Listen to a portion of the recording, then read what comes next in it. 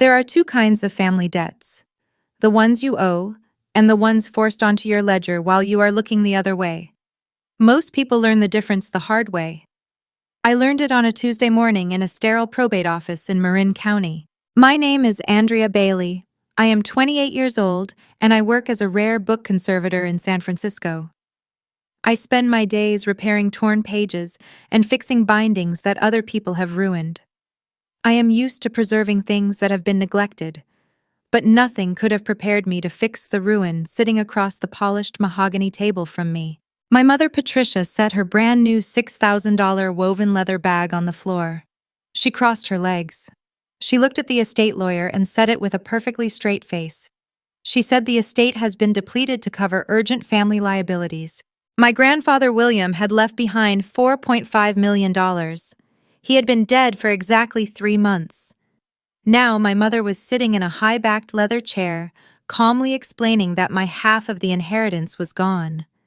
The money my grandfather had spent a lifetime building in the logistics business had vanished. She claimed it had been swallowed by debts required to keep our family afloat. Before I tell you what happened in that room, take a second to hit the like button and subscribe. It helps this channel more than you realize. Have you ever sat across from someone you share blood with and watched them lie without blinking?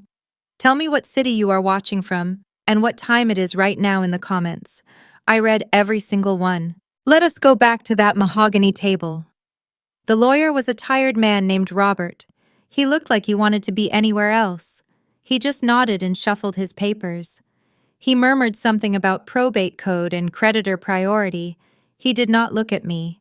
People who facilitate theft rarely look at the victim. I did not scream. I did not cry or demand to see the bank statements. My mother was waiting for a reaction. She thrived on tears. She used emotional outbursts as proof that she was the adult in the room and I was just a difficult child. So I gave her nothing. I kept my face flat. I studied the hum of the air conditioner overhead. I cataloged the smell of the room. It smelled like stale coffee and fresh printer ink. Financial abuse in families does not look like a bank robbery. It looks like a mother buying a luxury car and calling it a family necessity. It looks like guilt trips packaged as financial advice. Toxic family members use your shared history as collateral. When a parent steals from a child, they rely on that child being too conditioned by loyalty to ask for receipts. My mother assumed I was exactly that kind of daughter. She thought my silence was obedience. She stood up and smoothed her skirt. She looked down at me and offered a tight charity committee smile.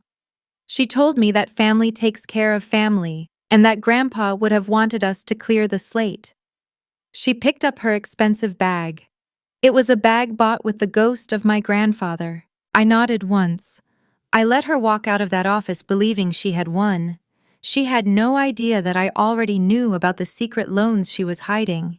And she definitely had no idea about the hidden trust my grandfather had built specifically to trap her. Erasure in a family does not happen with a single dramatic announcement. It happens in inches. It is a slow and deliberate renovation of your own household, where you find yourself pushed further and further into the margins until you practically disappear into the drywall. To understand how my mother could sit in a probate office and attempt to steal my inheritance, you have to understand how she spent the previous 2 years systematically stealing my space. Let us rewind 24 months. My mother married Greg when I was 20. Greg is the kind of man who uses a booming laugh to cover up the fact that he has no spine. He is a commercial real estate broker. He wears suits that cost more than my monthly rent and drives a car he leases just to look successful at red lights. But inside the house, Greg was a ghost in a tailored shirt. His primary survival mechanism was his cell phone. Whenever my mother initiated a conflict or delivered a quiet insult across the living room, Greg would suddenly find a very important email that required his immediate attention. He would stare down at his glowing screen, completely deaf to the psychological warfare happening 3 feet away. He used technology as a shield against his own cowardice. Greg brought his daughter Madison into the marriage. Madison was 2 years younger than me. She was everything my mother wished I was. Madison cared intensely about brand names and social media aesthetics. More importantly, she was pliable. My mother loved pliable people because they made excellent props for her public performance. Within a year of the wedding, Madison became the undisputed golden child. The family portraits on the staircase shifted. First they were group photos, then they were photos of my mother, Greg, and Madison smiling on a beach in Hawaii. I was simply the girl from the before times. I was the rough draft that had been edited out of the final manuscript. If you have a golden child in your family, you already know the script. I want you to drop the word script in the comments if you know exactly what I'm talking about. The golden child receives the funding, the praise, and the benefit of the doubt. The scapegoat receives the bill, the criticism, and the impossible standard. I remember a specific Thanksgiving dinner 2 years ago. It perfectly encapsulates the architecture of our family dynamic. The house in Marin County smelled like roasted sage and expensive butter. The main dining room was set for 12 people. My mother had hired a local florist to build a sprawling centerpiece of white hydrangeas and silver eucalyptus. She wore a cream silk blouse and her signature diamond tennis bracelet. She seated Greg at the head of the table. She seated Madison to his immediate right. She seated her charity committee friends and their wealthy husbands in the remaining chairs. There was no chair for me in the main dining room. My mother told me it was simply a matter of bad math. She claimed she miscounted the RSVPs when setting the table. So at 26 years old, I was seated at the kitchen island on a tall wooden stool. I ate my turkey and cold potatoes while staring at the backs of their heads through the open archway. I could hear the clink of crystal wine glasses. I could hear Greg delivering his booming, empty laugh at a joke he did not understand. I could hear my mother asking Madison about her new entry-level marketing job, her voice dripping with artificial pride. I was kept just close enough to witness the warmth, but far enough away to know it was not meant for me. Halfway through the dinner, my mother glided into the kitchen to retrieve another bottle of imported Chardonnay. She stopped next to my stool. She did not ask if my food was warm. She did not apologize for the seating arrangement. Instead, she leaned against the marble counter holding her empty wine glass and looked at me with a specific mixture of pity and contempt. She asked me if I was still playing around with old books. I told her I had just been promoted to lead conservator at the gallery. I told her I was currently restoring a first edition Hemingway that had survived a basement flood. I was proud of my work. I spent my days dealing with tactile, real things. I worked with leather bindings, archival glue, and heavy cotton paper. I stripped away the decay and brought dead things back to life. My job required patience and a deep respect for history. My mother smiled her charity committee smile. She reached out and patted my shoulder. She said it was so wonderful that I had found such a quaint little hobby to keep me busy. She said it was cute that I did not care about making a real living like Madison did. That word cute. It was a weapon designed to shrink my entire life into a manageable, insignificant box. She punished my independence because an independent daughter cannot be controlled. She needed me to feel small so her own life could feel large. But her large life was a complete illusion. My mother presented a facade of effortless coastal wealth. She took weekend wine tours in Napa Valley. She drove a pristine Mercedes SUV that smelled like new leather. She hosted catered parties on the patio and bought designer bags every season. She wanted everyone to believe she was the undisputed queen of Marin County society. I was the only one who saw the cracks in the foundation. Because I sat quietly at the kitchen island, I heard the things they thought were hidden. I saw the thick collection notices buried at the bottom of the Daily Mail stack. I noticed how my mother would walk out to the back patio at night and pace furiously while taking calls from numbers she did not save in her contacts. Her voice would drop an octave. The confident society woman would disappear, replaced by someone desperate and cornered. Greg knew about it. I saw him once standing in the hallway holding a final notice from a high-interest private lender. He read the total amount due. He just sighed, folded the paper, put it back in the pile on the console table, and pulled out his cell phone. He chose cowardice over confrontation. He preferred the illusion of wealth over the reality of ruin. My mother was not just living paycheck to paycheck. She was living loan to loan. She was funding her Napa wine tours and her silk blouses with predatory debt. She was digging a financial crater so deep it threatened to swallow the entire house and everyone in it. She needed a bailout. She needed a windfall. She needed a staggering pile of cash to pave over the evidence of her own greed. That is why my independence terrified her. She knew that when the time came, I would not hand over my life savings to fix her mistakes. She knew I was paying attention to the mail and the whispered phone calls. So she spent 2 years trying to convince me that I was worthless. She tried to break my confidence so that when the day arrived to demand my inheritance, I would hand it over simply to earn a single scrap of her approval.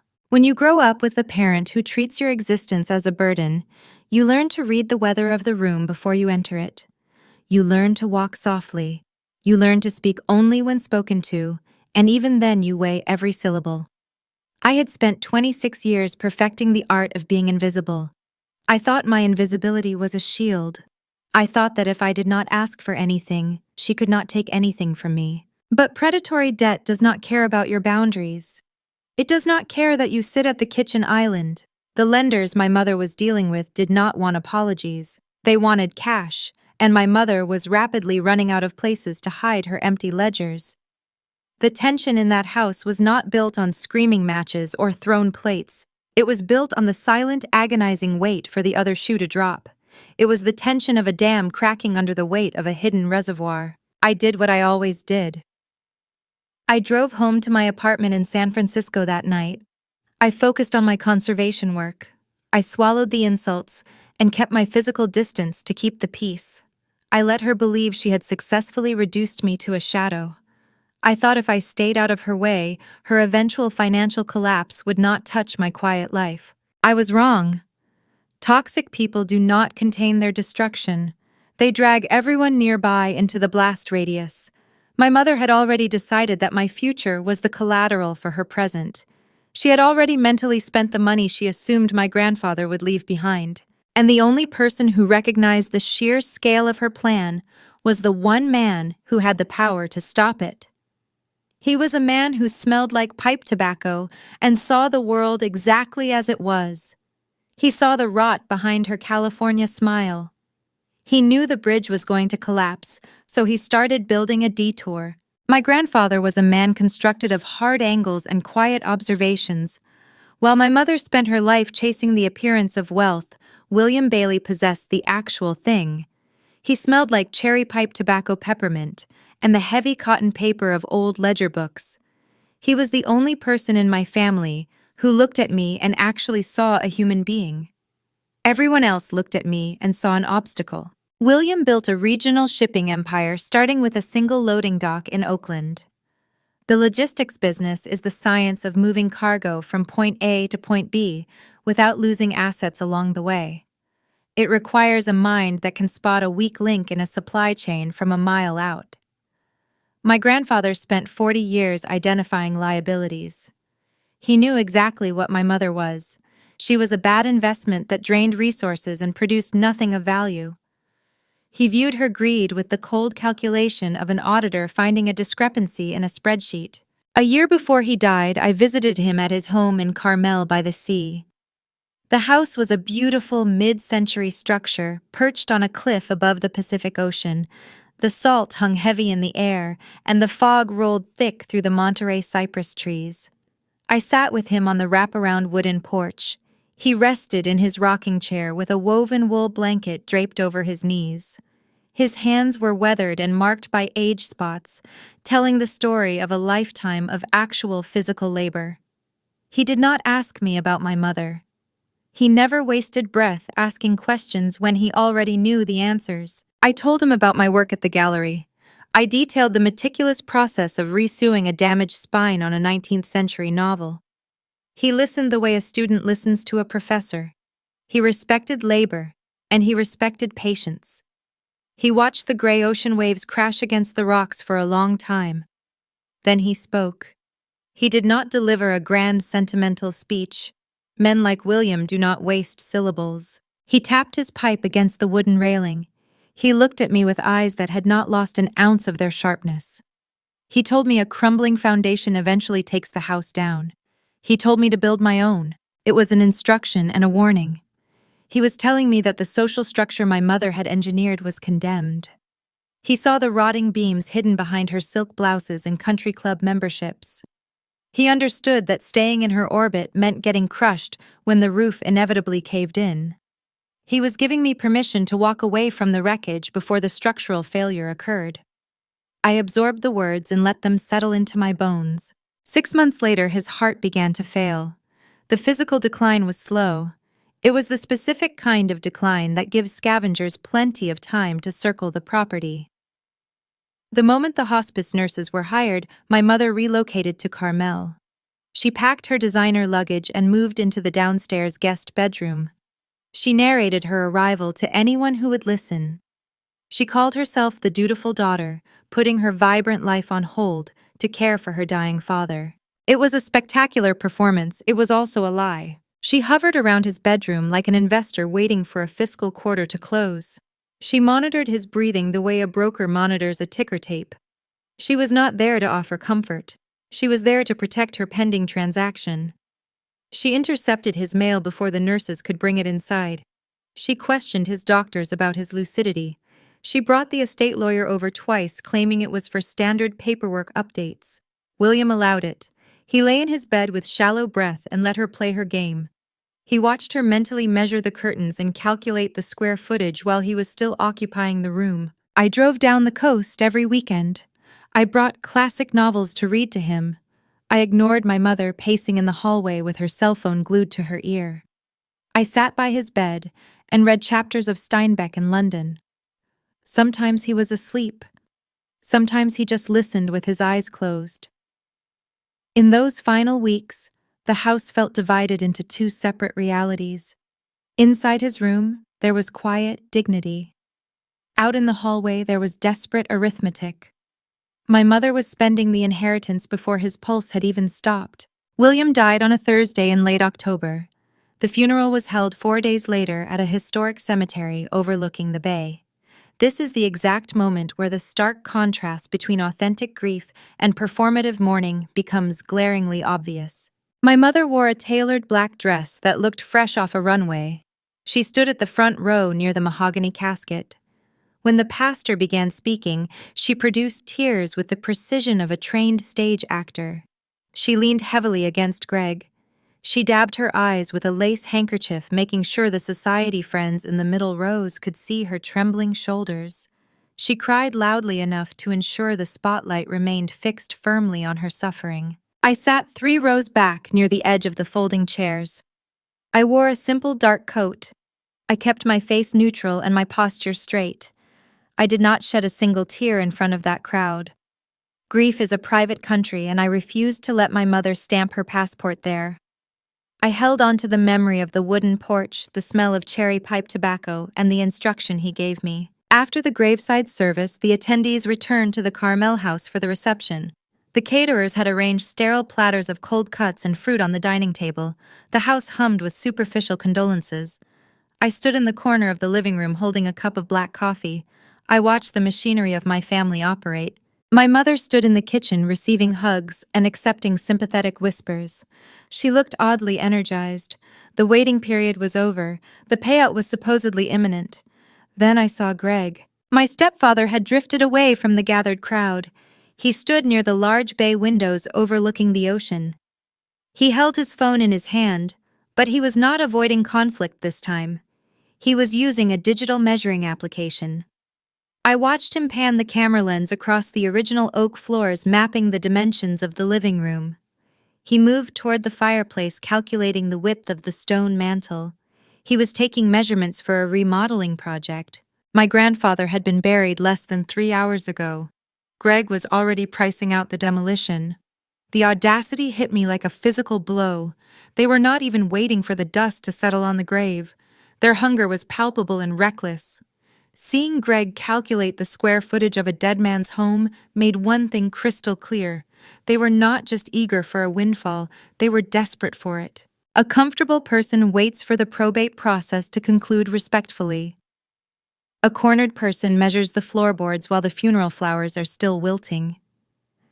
I watched Greg tap the screen of his phone to save the dimensions. A cold realization bloomed in my chest. The facade was failing. The hidden liabilities were closing in on them much faster than I had anticipated. I realized I needed to know exactly what kind of fire they were trying to put out with my grandfather's money. I needed to know the exact numbers. I set my coffee cup down on a side table. I slipped out the back door and walked toward my car. The silent observation period was over. It was time to gather the data. The timeline snaps back to 3 weeks before the probate meeting. I had made a promise to myself at the cemetery to stop observing and start gathering data. The opportunity arrived on a Tuesday afternoon. I drove across the Golden Gate Bridge to the Marin County house. My stated purpose was simple. I needed to retrieve a specific set of archival tools I had accidentally left in the garage storage unit months prior. I purposely chose a Tuesday because my mother typically attended her charity luncheons at that hour, and Greg was usually at his brokerage office. I parked my Subaru down the street. I walked up the long driveway lined with manicured hedges. The landscaping alone cost a staggering amount of money every month. I punched the familiar code into the side garage keypad. The heavy door groaned upward.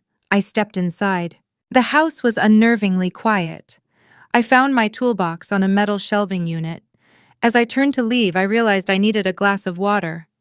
I opened the interior door connecting the garage to the kitchen. I slipped off my shoes out of habit and walked barefoot across the imported Spanish tiles. That is when I heard the voices. They were coming from Greg's home office at the end of the hallway. The heavy oak door was not fully latched. It sat open, roughly 2 inches. The afternoon sun filtered through the hallway skylight, casting a long shadow across the floorboards. I stopped breathing. I did not tiptoe away. I stood perfectly still and let the acoustics of the vaulted ceilings carry their words directly to me. Greg was pacing. I could hear the rhythmic squeak of his leather loafers turning sharply on the hardwood floor. He was speaking fast. His booming laugh was completely absent. His voice was thin and laced with panic. He was talking about an extension. He said the hard money lenders in San Jose were refusing to roll the bridge loan over for another quarter. He mentioned a default interest rate of 18%. He said if the principal was not satisfied within 30 days, the lenders were going to place a lien on his commercial portfolio. Greg fancied himself a real estate titan. In reality, his portfolio consisted of aging strip malls with empty storefronts. He bought Class C properties right before the market shifted. His cash flow was a myth. He required constant injections of capital just to keep his investors from panicking. He had used his failing business as collateral to fund my mother's lifestyle. It was a symbiotic parasite relationship. He funded her Napa wine tours and designer wardrobes, and she provided the illusion of generational wealth that kept his creditors at bay. My mother spoke next. Her voice was not panicked. It was cold and remarkably steady.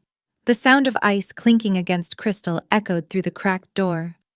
She was drinking vodka in the middle of a Tuesday afternoon. She told Greg to stop hyperventilating. She said the probate process was nearly complete. The lawyer had assured her the funds would clear by the end of the month. She referred to my grandfather's estate as the settlement. She spoke about his death the way a plaintiff speaks about winning a personal injury lawsuit. Greg stopped pacing. He asked her if she was certain the numbers added up. He said the principal balance on the shadow loans exceeded $2 million.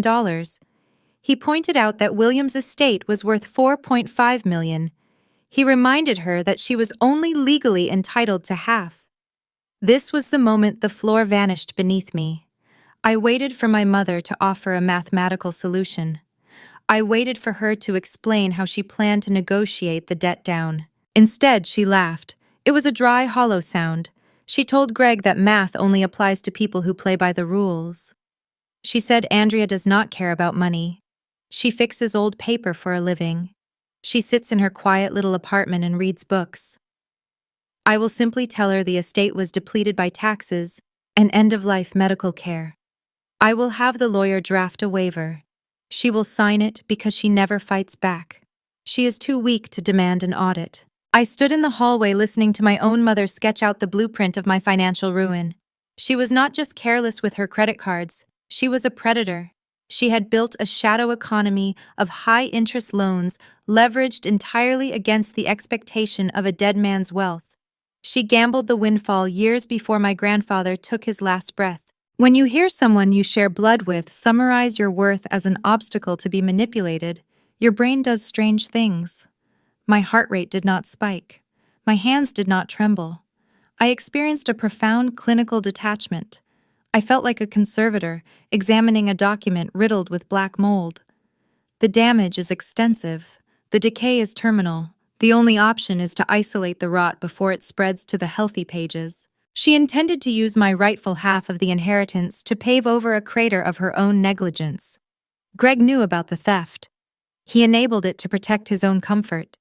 He was perfectly willing to let his stepdaughter be robbed blind if it meant he got to keep driving his leased sports car and pretending he was a successful broker. I did not push the door open. I did not storm into the office and demand an explanation. Shouting matches are a waste of calories. Toxic people thrive on dramatic confrontations because it allows them to flip the script and play the victim. If I confronted her, she would cry. She would call me ungrateful. She would accuse me of eavesdropping and spin a web of excuses. I required facts. I required the exact shape and size of the weapon they were planning to use against me. I turned away from the office door. I walked silently back down the hallway toward the kitchen. As I passed the entryway console table, I noticed a stack of recent mail. My mother usually kept her financial correspondence hidden, but the panic must have made her sloppy. Sitting near the bottom of the pile was a thick envelope printed on heavy stock paper. I slid the top letters aside. The return address belonged to a private lending firm based in San Jose, the exact firm Greg had just mentioned in the study. The envelope was stamped with bright red ink demanding immediate attention. I pulled my cell phone from my pocket. I turned the camera shutter sound off. I hovered the lens over the envelope and snapped 3 clear photographs of the return address and the account number printed above the barcode. I carefully repositioned the mail exactly as I had found it. I aligned the corners of the envelope so the stack looked untouched. I picked up my shoes. I walked out to the garage and pressed the button to lower the heavy door. I got into my Subaru and drove away from Marin County. I drove back across the bridge toward San Francisco. The fog had lifted, revealing the sharp blue water of the bay. I drove with the radio turned off. The silence inside the car was different from the silence I had worn as a child. Childhood silence is a defensive posture. It is a place you hide to avoid taking damage. The silence I possessed now was tactical. I possessed the data. I knew the exact nature of their debt. I knew the timeline they were operating under. I knew they needed my signature on a legal waiver to execute their theft. My mother thought she had successfully engineered a trap. She thought I was going to walk blindly into a probate office and sign my future away just to avoid a conflict. She severely underestimated the kind of daughter she had raised. When I arrived back at my apartment, I brewed a pot of tea. I sat down at my workbench. I turned on the bright overhead magnification lamp. I had a damaged book waiting for me. It was the first edition Hemingway my grandfather had left directly to my care. I needed to work with my hands to process the betrayal I had just witnessed. I needed to focus on structure. I reached for my scalpel to begin repairing the torn leather binding. I had no idea that my grandfather had left me something far more valuable than a classic novel hidden inside the spine. The city of San Francisco was blanketed in a thick evening fog by the time I sat down at my workbench. My apartment is a third-floor walk-up in the Richmond district. It is small, but it belongs entirely to me. The walls are lined with humidity-controlled glass cases holding centuries of human history. The air inside my living room always smells faintly of beeswax and dry vanilla. This is the scent of old paper degrading over decades. I find comfort in that scent. It means something has survived long enough to tell its story. I turned on my overhead magnification lamp. The bright white light flooded the green cutting mat on my desk. I reached for the first edition Hemingway my grandfather had given me. He did not leave this book in his official will. He handed it to me wrapped in brown paper during that afternoon on his porch in Carmel. He told me to keep it safe and restore it when I had the time. I thought it was just a sentimental gesture. I thought he wanted me to have a piece of his personal library before my mother inevitably auctioned everything off to the highest bidder. I placed the novel carefully under the light. The cloth cover was worn smooth by years of handling. The spine was fragile and separating from the text block. I picked up my surgical scalpel and a flat bone folder. Book conservation requires a steady hand and a quiet mind. You cannot rush the process, or you risk destroying the very thing you are trying to save. I slid the edge of the bone folder beneath the loose fabric of the spine. My intention was to lift the degraded material away from the original glue so I could apply a fresh archival paste. The tools moved with practiced precision. I applied a gentle pressure to peel back the outer layer of the binding. As the fabric lifted away from the underlying board, my scalpel caught on an obstruction. It was a sharp, unnatural snag. I paused. I adjusted the angle of the magnification lamp. I leaned in closer to inspect the damage. The obstruction was not a knot of old binding thread. It was a deliberate horizontal slit cut directly into the thick inner cardboard of the spine. Someone had hollowed out a small cavity between the text block and the outer cover. I set my scalpel down on the mat. My pulse quickened, but my hands remained perfectly still. I used a pair of precision tweezers to gently probe the hidden cavity. The metal tips grasped something smooth and dense. I pulled the object free and set it on the illuminated cutting mat. It was a heavy stock cream-colored envelope. It was folded vertically to fit inside the narrow space. The edges of the paper were stained with yellow residue from the old book glue. I recognized the stationery immediately. It was the same heavy paper my grandfather used for his business correspondence. I turned the envelope over. My name was written across the front in his slanted, steady handwriting.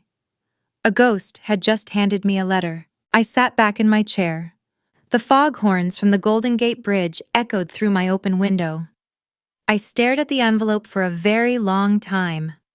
My grandfather had known I would be the only person in the family to open this specific book.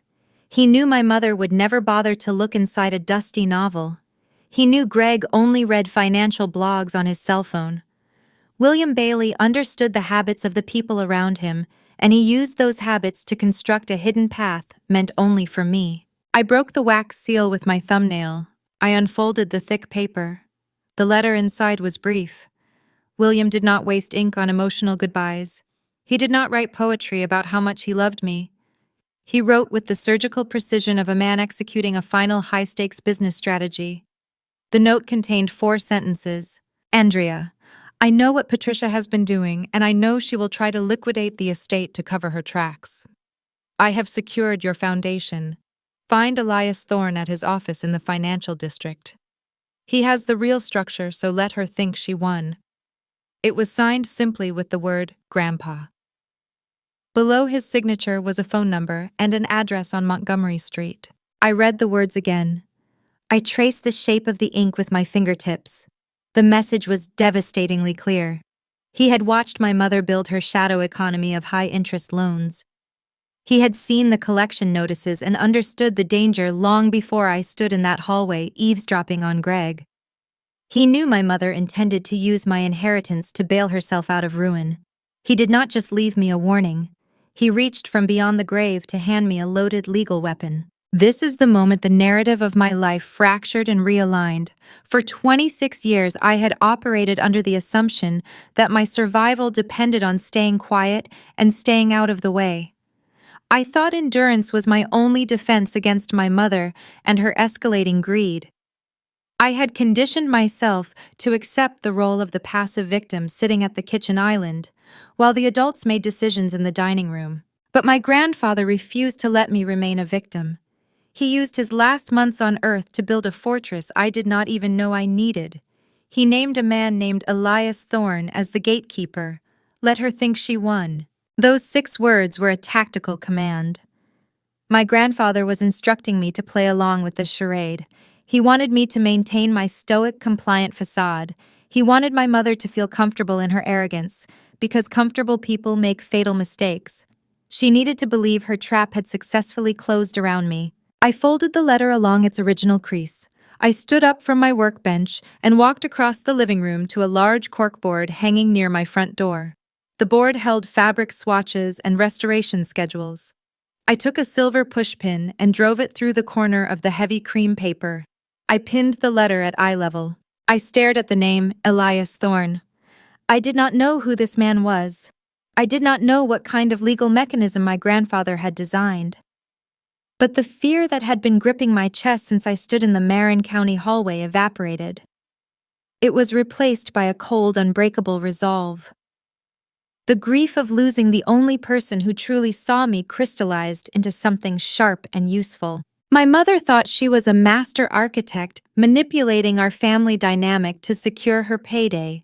She thought she was holding all the cards because she had the probate lawyer and the forged narrative on her side. She assumed she was playing a game of simple arithmetic against a daughter who did not know how to count. She had no idea she was actually playing chess against a dead man who was 10 moves ahead. I walked back to my workbench and turned off the magnification lamp. The room plunged into the soft gray light of the San Francisco fog. I did not cry. I did not feel the urge to call anyone. I picked up my cell phone and typed the Montgomery Street address into my navigation app. I memorized the route.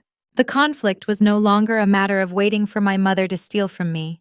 The dynamic had fundamentally shifted. I was now armed with a map and a directive. I had to walk into the financial district tomorrow morning and learn how to pull the trigger on whatever trap William Bailey had built. The quiet daughter was dead. The architect was awake. Let us linger on the tactile reality of that moment. If you have ever discovered a secret that rewired your entire understanding of your family, drop the word rewired in the comments right now. You know exactly how the air changes in the room. You know how the objects around you suddenly look different. The walls of my apartment felt firmer. The floorboards beneath my feet felt more solid. I poured my cooling tea into the sink and watched the amber liquid circle the drain.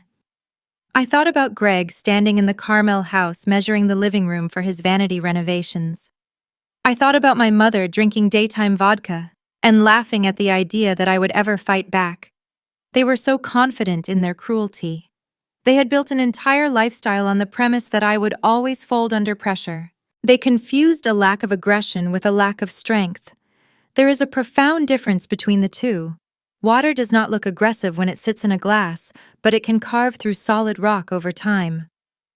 My silence had never been a surrender. It had always been an observation period, and the observation period was officially over. I opened my closet and selected a dark tailored blazer and a simple white blouse.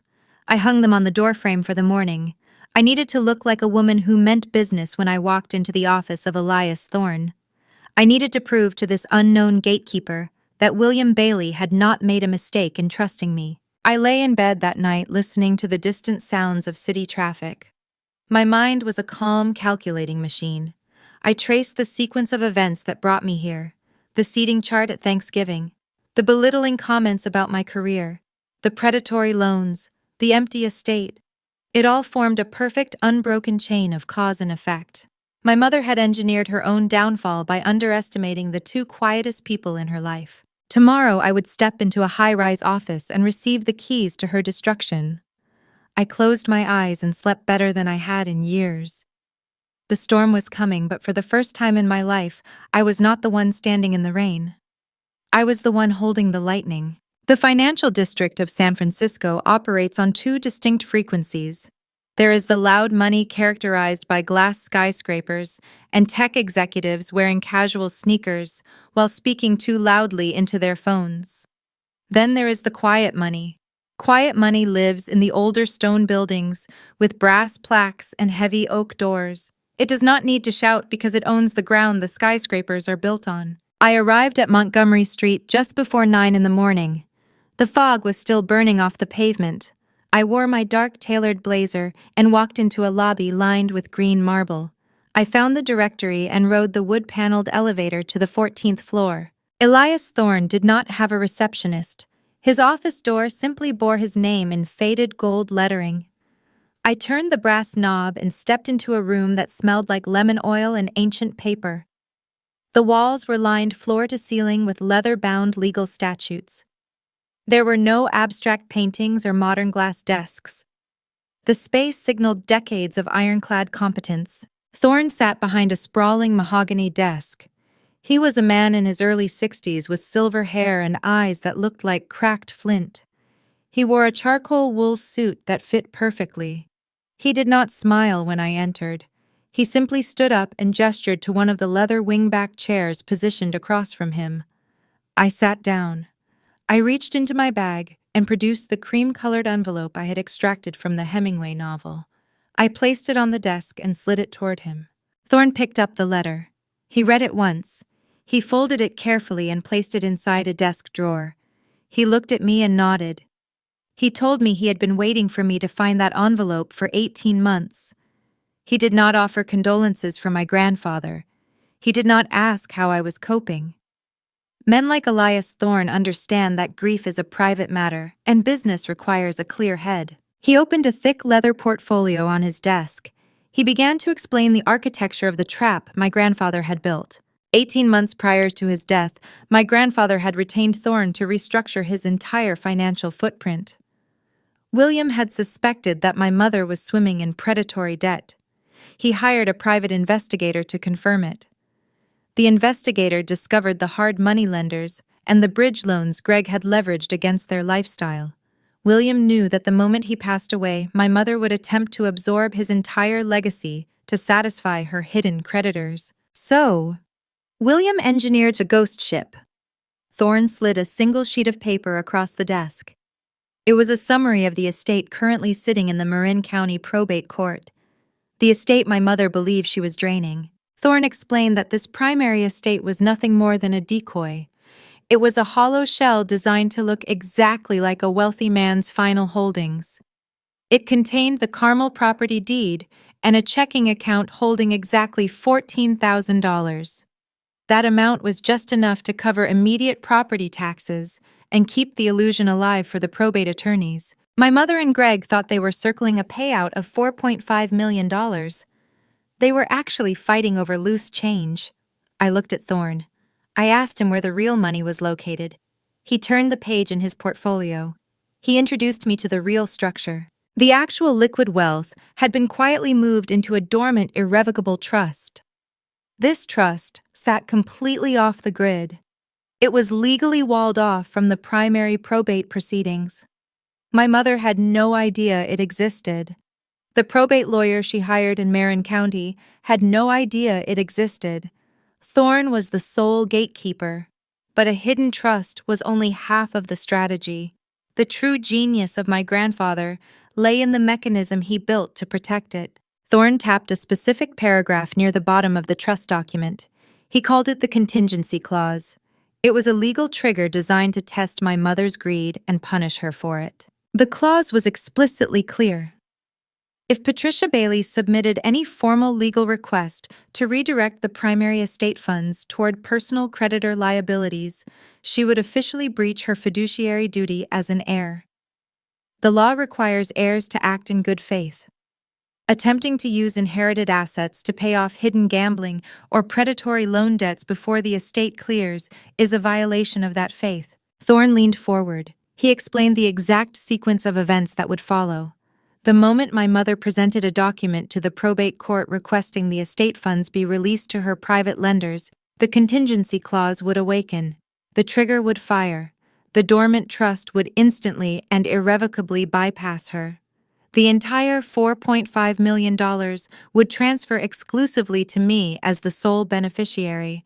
She would be locked out forever. I sat in the leather chair and listened to the arithmetic of ruin. My grandfather had not simply hidden the money. He had designed a system where my mother's own greed was the key that locked her inside her sinking ship. If she played fair and accepted her legal half of the $14,000 decoy, the trust would eventually divide normally. But William knew she would not play fair. He knew she was cornered by her creditors. He knew she would try to take everything to save herself. Thorne laid out the timeline. The hard money lenders in San Jose were waiting. Greg's bridge loans were maturing. The creditors were standing by for the Marin County probate to clear so they could collect their millions. When my mother inevitably filed the paperwork to pay them, she would trigger the bypass. The lenders would try to collect from the primary estate. They would find a checking account holding $14,000. The shortfall would be catastrophic. The margin calls would hit within hours. The lenders would immediately place liens on Greg's commercial properties and the Marine County house. The trap was flawless. It required no shouting and no emotional confrontations. It relied entirely on the cold, unemotional physics of the law. Let us pause here for a second. If you have ever had to rely on a strict legal boundary to protect yourself from someone you share blood with, drop the word boundary in the comments. I want to see how many of us have had to build walls to survive our own families. Thorne removed a heavy silver fountain pen from his inner jacket pocket. He unscrewed the cap and laid it carefully on top of a signature page. He looked me directly in the eye. He told me I had a choice to make. I could stand up and walk out of his office. I could drive back across the bridge to Marin County and warn my mother. I could tell her about the decoy and the dormant trust.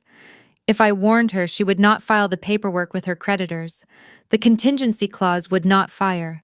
She would face financial hardship, but she might find a way to negotiate with the lenders and avoid total ruin. Or I could sign the acknowledgement form on his desk. Signing the form would legally confirm my identity as the sole beneficiary in waiting.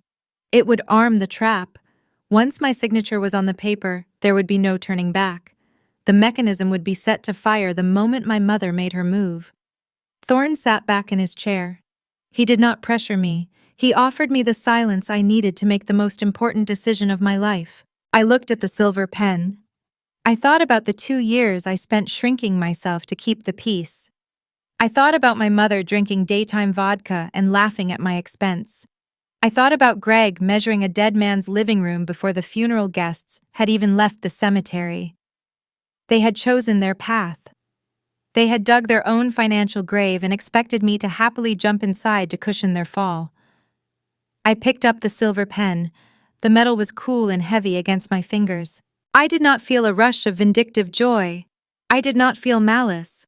I felt the specific quiet peace of a woman who was finally putting a stop to her own erasure. I was choosing logic over manipulation. I was choosing structure over emotion. I pressed the nib to the thick cotton paper. I signed my name with steady, even strokes. Thorne watched the ink dry. He took the paper and placed it back into his leather portfolio. He closed the cover with a soft thud. He told me the mechanism was live. He gave me my final set of instructions. He told me to go back to my life. He told me to attend family functions and smile. He told me to watch my mother celebrate a victory that did not exist. I had to let her believe she had successfully outsmarted everyone until the very moment the floor vanished beneath her feet. The hardest part about setting a trap is enduring the waiting period. I had signed the acknowledgement form with Elias Thorne in his quiet financial district office. The legal mechanism was live and armed. Now I had to return to my normal routine and watch my mother operate under a false reality. Fast forward to the weeks immediately following that Tuesday probate meeting. My mother walked out of that mahogany office convinced she had successfully secured my inheritance. She thought the $4.5 million was resting safely in the primary estate checking account just waiting for a standard wire transfer to clear her private creditors. She did not know the account held exactly $14,000. A person who believes they have outsmarted the system rarely behaves with caution. They behave with staggering arrogance. My mother started spending the ghost money before the ink on the probate documents was even dry. The facade required immediate reinforcement to convince her high society friends that she was wealthy. Greg arrived at the Marine County house with a brand new Porsche Cayenne. He parked it directly in the center of the circular driveway. I watched him wipe a non-existent smudge off the glossy black hood. He looked like a man who had just outrun a tidal wave. He had no idea the water was simply pulling back before the final crushing blow. My mother was not just spending on luxury vehicles, she was purchasing geographical distance from her stress. She booked a lavish 3-week vacation to the Amalfi Coast in Italy. She left glossy travel brochures spread across the granite kitchen island. I listened to her talk loudly on her cell phone to a travel agent about securing a private cliffside villa overlooking the Mediterranean Sea. She was booking non-refundable first-class airline tickets using the last shreds of her remaining credit limits. She assumed the probate wire would hit her checking account before the credit card billing cycle ended. It was a profound display of financial hubris. Because she believed she had won, her attitude toward me shifted dramatically. She no longer viewed me as an active threat. She viewed me as a defeated opponent who deserved a participation trophy. She treated me with a sickeningly sweet, condescending pity. When I visited the house to drop off some forwarded mail, she cornered me in the hallway. She reached out and tucked a stray strand of hair behind my ear. She used her softest, maternal voice. She told me not to harbor any resentment about the estate funds being redirected to pay her debts. She said, "It is just how the law works, sweetheart, and family takes care of family." She patted my cheek. It took every ounce of my architectural discipline to keep my face perfectly flat. I did not flinch. I nodded and told her I understood the situation. I played my part flawlessly because Elias Thorne had told me to let her think she won. Let us talk about dramatic irony for a moment. Have you ever watched someone dig a deep hole while bragging about how tall their mountain is getting? If you have witnessed that specific type of blindness, type the word mountain in the comments. It is a surreal psychological experience. You stop feeling angry, and you start feeling like an anthropologist studying a doomed species. You just watch them march toward the edge of the cliff with a giant smile on their face. The climax of her performance occurred during a Sunday brunch. My mother invited the family to a high-end restaurant in Sausalito to celebrate her upcoming payout. The restaurant sat directly on the water near the ferry terminal. You could hear the aluminum masts of the sailboats clanking in the harbor. The air smelled like salt and expensive perfume. The wooden deck was crowded, but my mother had demanded a table right at the railing. She spoke to the hostess with a sharp tone, ensuring we received preferential treatment. She wanted to be seen. She needed the public validation of her fictional wealth. Greg wore his new designer watch and kept checking his reflection in his butter knife. Madison was there taking pictures of her avocado toast for her social media followers. Madison spent the first 20 minutes adjusting the lighting on her phone. She arranged her designer sunglasses next to her plate to create the perfect composition.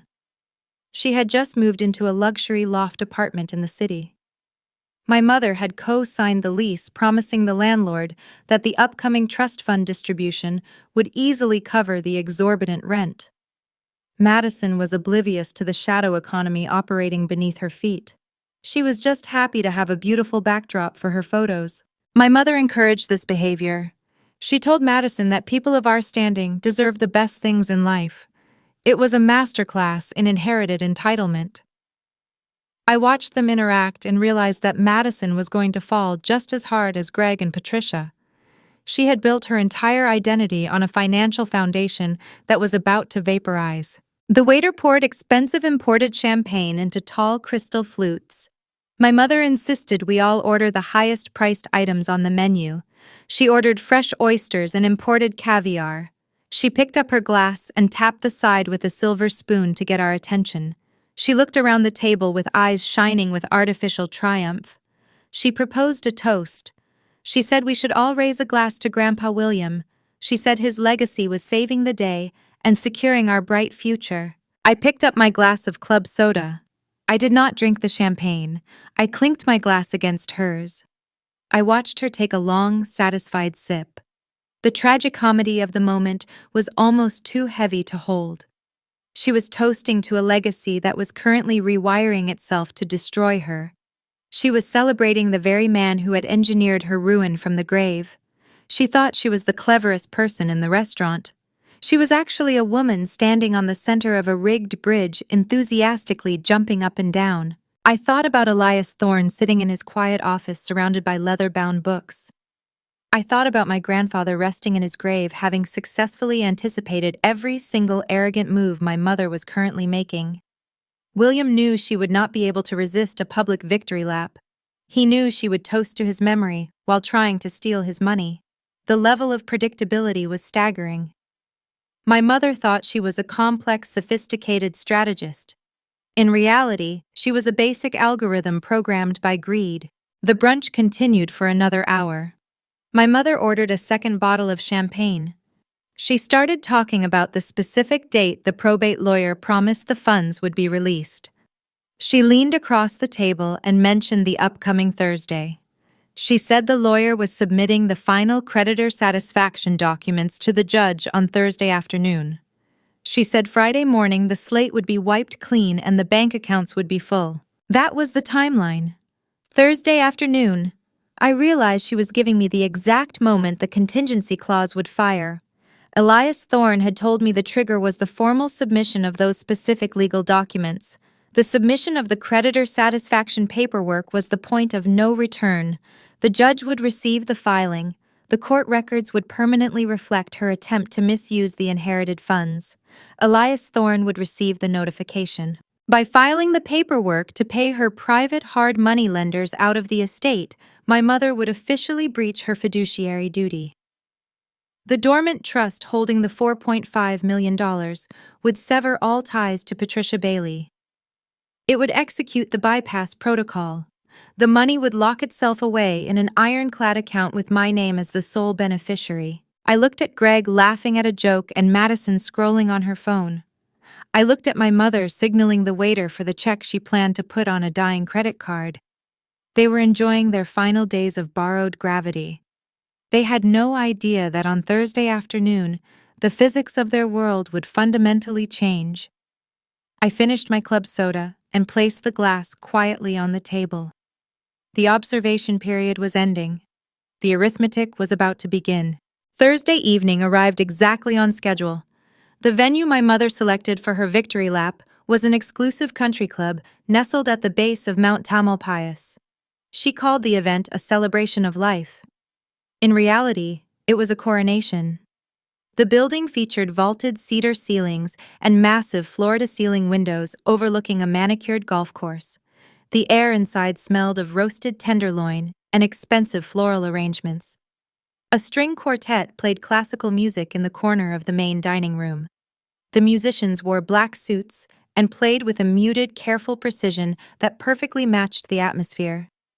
Everything was designed to project an aura of generational wealth and untouchable social standing. My mother had curated the guest list with the ruthless efficiency of a political campaign manager. She invited the presidents of local charity boards. She invited the wives of prominent technology executives. She invited the kind of people who measure your human worth by your zip code and your designer labels. She needed a captive audience for her triumph. She needed these specific people to witness her elevation. This gathering had absolutely nothing to do with mourning my grandfather. It was a public relations campaign designed to solidify her fictional status before the probate funds supposedly cleared the bank on Friday morning. If you have ever attended a family event that felt more like a theatrical production, drop the word theater in the comments right now. You know the exact tension I am talking about. You can feel the artificial energy humming in the room. Everyone is wearing a mask and reciting lines from a script written by the most toxic person in the family. I arrived wearing a simple tailored charcoal dress. I did not want to stand out. I wanted to remain a ghost in the machinery. I walked to the bar and ordered a glass of club soda with lime. I stood near the edge of the room and watched the players take their positions. My mother wore a dark, elegant gown that managed to look both mournful and incredibly expensive. She floated between groups of guests. She accepted their condolences with practiced grace. She held a crystal glass in her hand, but she was not drinking. She was completely intoxicated by her own perceived cleverness. She spotted me standing alone by the tall windows. I saw her eyes narrow for a fraction of a second. Then her charity committee smile locked into place. She walked over and hooked her arm through mine. Her grip was tight and cold. She pulled me toward a circle of wealthy women wearing prominent diamond necklaces. She intended to use me as a prop to elevate herself. She needed to ruin my credibility within her social circle. She needed to plant the seed that I was unstable and unsuccessful. She did this so that when she eventually cut me out of the inheritance entirely, these women would believe her narrative. They would nod and agree that it was for my own good. She introduced me using a tone of voice reserved for a disappointing child. She told the women that I was her eldest daughter, Andrea. She sighed dramatically. She said I was still trying to find my footing in the world as a struggling artist. She told them I played around with dusty old books in a basement gallery somewhere in the city. She painted a picture of a lost, aimless young woman who refused to grow up. She looked at her friends and said it takes a village to deal with these creative types, but a mother always provides a safety net. The women smiled at me with profound pity. They murmured polite agreements. They looked at my simple dress and mentally categorized me as a failure. A younger version of myself would have flushed with anger. A younger version of myself would have tried to defend my career. I would have explained that rare book conservation requires advanced degrees and meticulous skill. But the architect inside me understood that defending myself was exactly what my mother wanted. She wanted a reaction. She wanted me to sound defensive and fragile. So I gave her nothing. I kept my posture straight and my expression completely flat. I looked at the women and offered a polite nod. I took a slow sip of my club soda. I let the insult hang in the air without feeding it any oxygen. My lack of reaction unsettled my mother. Her smile faltered just slightly before she turned the conversation back to her upcoming vacation to the Amalfi Coast. I gently unhooked my arm from hers and drifted back to the perimeter of the room. I leaned against a wooden pillar and continued my observation. I scanned the crowd and found Greg. My stepfather was standing near the carved mahogany bar. He was holding a glass of amber scotch. He was not laughing his usual booming laugh. He looked tense. His shoulders were rigid under his expensive suit jacket. He knew the legal paperwork had been submitted to the probate court that very afternoon. He knew my mother had officially requested the estate funds be diverted to pay off his bridge loans and her private hard money lenders. He knew the theft was in motion. Greg looked across the room and our eyes met. We locked gazes through the crowd of society guests. I did not look away. I stared directly at him with the cold analytical detachment of a structural engineer examining a cracked foundation. Greg could not hold the contact. The cowardice inside him rose to the surface instantly. He blinked rapidly and looked down at his leather shoes. He turned his body slightly away from me and took a long swallow of his scotch. He was a man willingly participating in a robbery while trying to convince himself his hands were clean. He preferred to look at the floor rather than face the daughter he was helping to erase. The string quartet stopped playing. The room grew quiet. My mother stepped up to a small wooden podium positioned near the largest floral arrangement. She tapped the microphone twice. The soft feedback echoed through the vaulted ceiling. She had the undivided attention of every single person in the country club. She began her speech. She lowered her voice to a soft, trembling register. She thanked everyone for coming to honor the memory of William Bailey. She spoke about how difficult the last few months had been. She talked about carrying the heavy burden of family responsibilities during a time of immense grief. She wiped a dry eye with a manicured finger. Then she delivered the twisting of the knife. She looked out over the crowd and spoke about my grandfather as if he had endorsed her greed. She said her father was a man who believed in protecting his family above all else. She said his final wish was to ensure she had true peace of mind.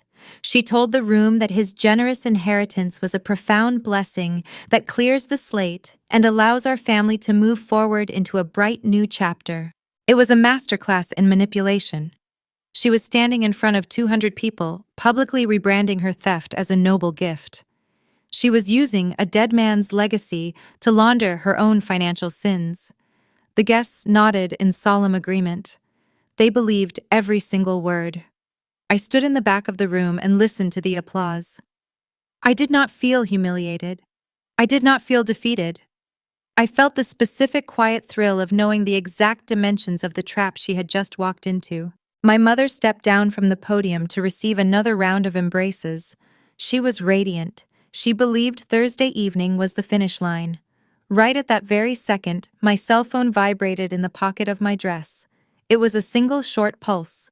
I pulled the phone out and looked at the illuminated screen. The notification was a text message from a blocked number. I opened the message. The sender was Elias Thorne. The text contained exactly 7 words. Contingency triggered. Execution at 9 tomorrow morning. I stared at the glowing letters. The arithmetic was complete. My mother had filed the paperwork with the court. The judge had processed the request. The formal attempt to misuse the funds had been officially recorded into the legal system. My grandfather's dormant trust had recognized the breach of fiduciary duty. The trigger had fired. The bypass was locked. The $4.5 million no longer belonged to the estate. It belonged entirely to me. I looked up from my phone. I watched my mother laughing and clinking her glass with a charity board president. I watched Greg ordering another scotch at the bar. They were enjoying their victory lap. They had no idea that the track had just crumbled beneath their feet. They had no idea that when the sun came up tomorrow morning, they would be forced to face the brutal, unyielding physics of the law. I slid the phone back into my pocket. I finished the last drop of my club soda. I placed the empty glass on a passing waiter's tray and walked quietly out the front doors of the country club. The night air was sharp and cold. I drove back to San Francisco and prepared for the morning. The illusion was over. The consequences were scheduled to arrive at 9. Monday morning brought the kind of clear, sharp California light that exposes every crack in the pavement. The weekend had passed with agonizing slowness. I knew the contingency clause had fired on Thursday night when my mother submitted her formal request to the court. I spent Friday and Saturday in my apartment restoring books and waiting for the inevitable summons. The summons arrived on Sunday evening via a brief text message.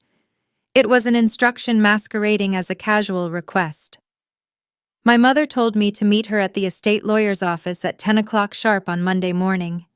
She claimed there were just a few final minor disclosures that required my signature before the funds could be released to her accounts. I drove across the Golden Gate Bridge. The air was crisp and the traffic moved with a rhythmic predictability. I did not feel the familiar knot of anxiety tightening in my stomach. For 28 years, any summons from my mother had triggered a physical fear response. I used to practice my apologies in the rearview mirror before I even knew what I was apologizing for. Today, the mirror only reflected a woman who knew exactly where the floorboards were rotten. I walked into the law office in Marin County. The reception area was designed to project comfort and ease. There were leather sofas and soft acoustic music playing from hidden speakers. The receptionist offered me sparkling water and pointed me down the hall toward the main conference room. I opened the heavy glass door. Robert, the estate attorney, sat behind his wide mahogany desk.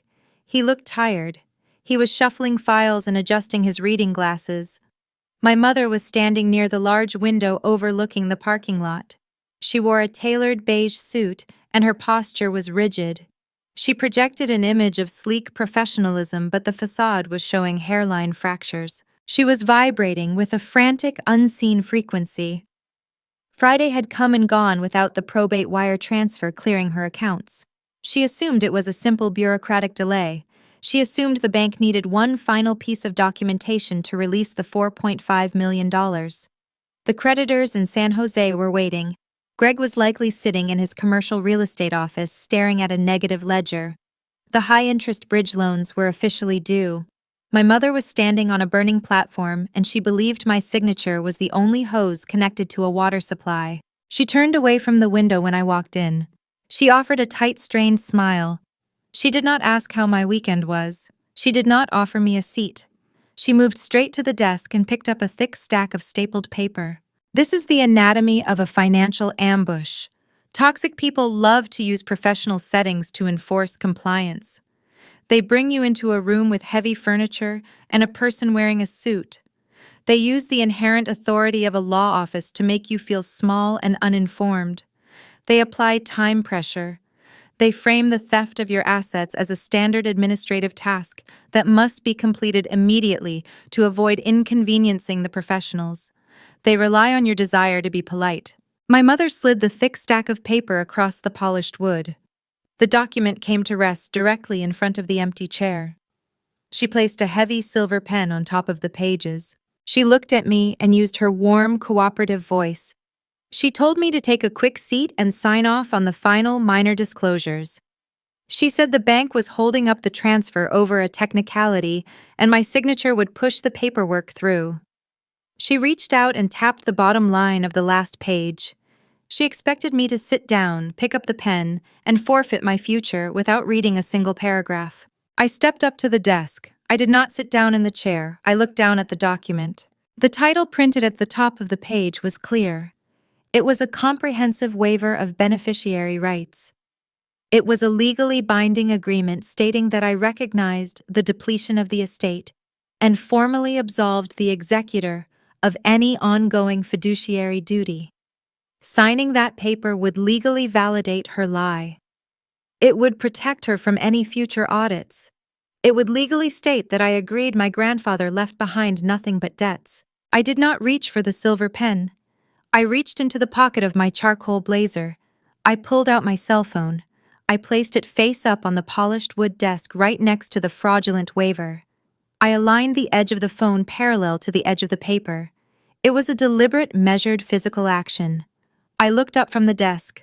I locked eyes with my mother. I told her I am not signing that, Patricia. The room went completely silent. Robert the attorney stopped shuffling his files. His hands froze mid-air. My mother stopped breathing. Using her first name acted like a physical blow. For my entire life, she had been mom or mother. Those titles carry an inherent weight of authority and required deference. By stripping away the title, I stripped away the unearned respect. I reduced her from an untouchable matriarch to a citizen attempting to commit fraud across a table. Her eyes widened. The charity committee smile melted off her face. She stared at me as if I had just spoken a language she had never heard before. She looked at the pen and then back at my face. She was trying to process the malfunction. The compliant prop she had brought into the room to finalize her theft was suddenly refusing to play the assigned role. She leaned across the mahogany desk. She placed both hands flat on the wood. She deployed the angry whisper. The angry whisper is a specialized tool of psychological control. It is designed to manufacture shame. Parents use it in grocery stores and restaurants to intimidate children without drawing the attention of bystanders. It conveys a threat of severe punishment while maintaining a mask of public composure. She leaned close enough that I could smell her expensive floral perfume and the stale coffee on her breath. She hissed at me. She told me to stop being difficult. She said I was embarrassing her in front of the attorney. She ordered me to pick up the pen and sign the document before I ruined the timeline for the family. She told me the creditors were waiting and I was being incredibly selfish. I did not lean back. I did not break eye contact. I absorbed the threat and let it dissipate into the quiet air of the law office. The angry whisper relies entirely on the victim feeling a sense of shame. It only works if you are afraid of the consequences. I felt no shame. I was no longer afraid of her anger. The fear had been burned away by the hard data I possessed. I knew the exact dimensions of her debt. I knew she had leveraged my inheritance to fund her Napa wine tours and Greg's leased sports cars. I knew the waiver on the desk was not a minor disclosure. It was a desperate attempt to cover up a felony. I shifted my posture. I planted my feet firmly on the carpet. My demeanor transitioned from quiet observation to absolute bedrock. I spoke with a voice that contained no hesitation. I told her I was not being difficult. I told her I was simply reading the contract she tried to slip past me. I pointed to the paragraph detailing the forfeiture of beneficiary rights. I explained that I was not going to forfeit my claim to my grandfather's estate to protect her from the hard money lenders in San Jose. Robert the attorney shifted uncomfortably in his leather chair. He cleared his throat. He looked between the two of us. He was a man who processed standard wills and standard trusts. He was not equipped to handle the sudden detonation of a family dynamic inside his conference room. He realized the situation was rapidly spiraling out of his control. My mother flinched when I mentioned the lenders in San Jose. The specific geographical detail hit her targets. She realized I knew far more than I was supposed to know. The color drained from her face. Her beige suit suddenly looked too large for her frame. She tried one last tactic. She switched from intimidation to desperate pleading. She straightened her posture and tried to adopt a tone of forced reason. She said I did not understand high-level finance. She claimed the loans were a strategic family investment that just needed a little more time to mature. She said if I did not sign the waiver, the bank would freeze the accounts and we would all suffer. She was still trying to maintain the illusion of the shared family ledger. She was still trying to convince me that her liabilities were my responsibilities. I looked at the phone resting on the desk. The screen was black and silent. It was sitting there waiting to be used. I told her the family ledger was a myth. I told her she had spent the last 2 years pushing me to the margins of her life. I reminded her of the Thanksgiving dinner at the kitchen island. I reminded her of the constant belittling of my career. I laid out the facts without a single trace of emotion. I explained that she could not treat me like a rough draft for 2 decades and then expect me to be the safety net when her bad investments finally crashed. The conflict had officially pivoted. We were no longer playing a game of passive-aggressive manipulation. The subtext was gone. The shadows had been stripped away by the harsh overhead lighting of the conference room. We were engaged in a direct, unavoidable collision. My mother stared at me. Her hands were trembling slightly against the polished wood of the desk. She was out of scripts. The guilt trips were useless. The intimidation had failed. The condescending pity had been rejected.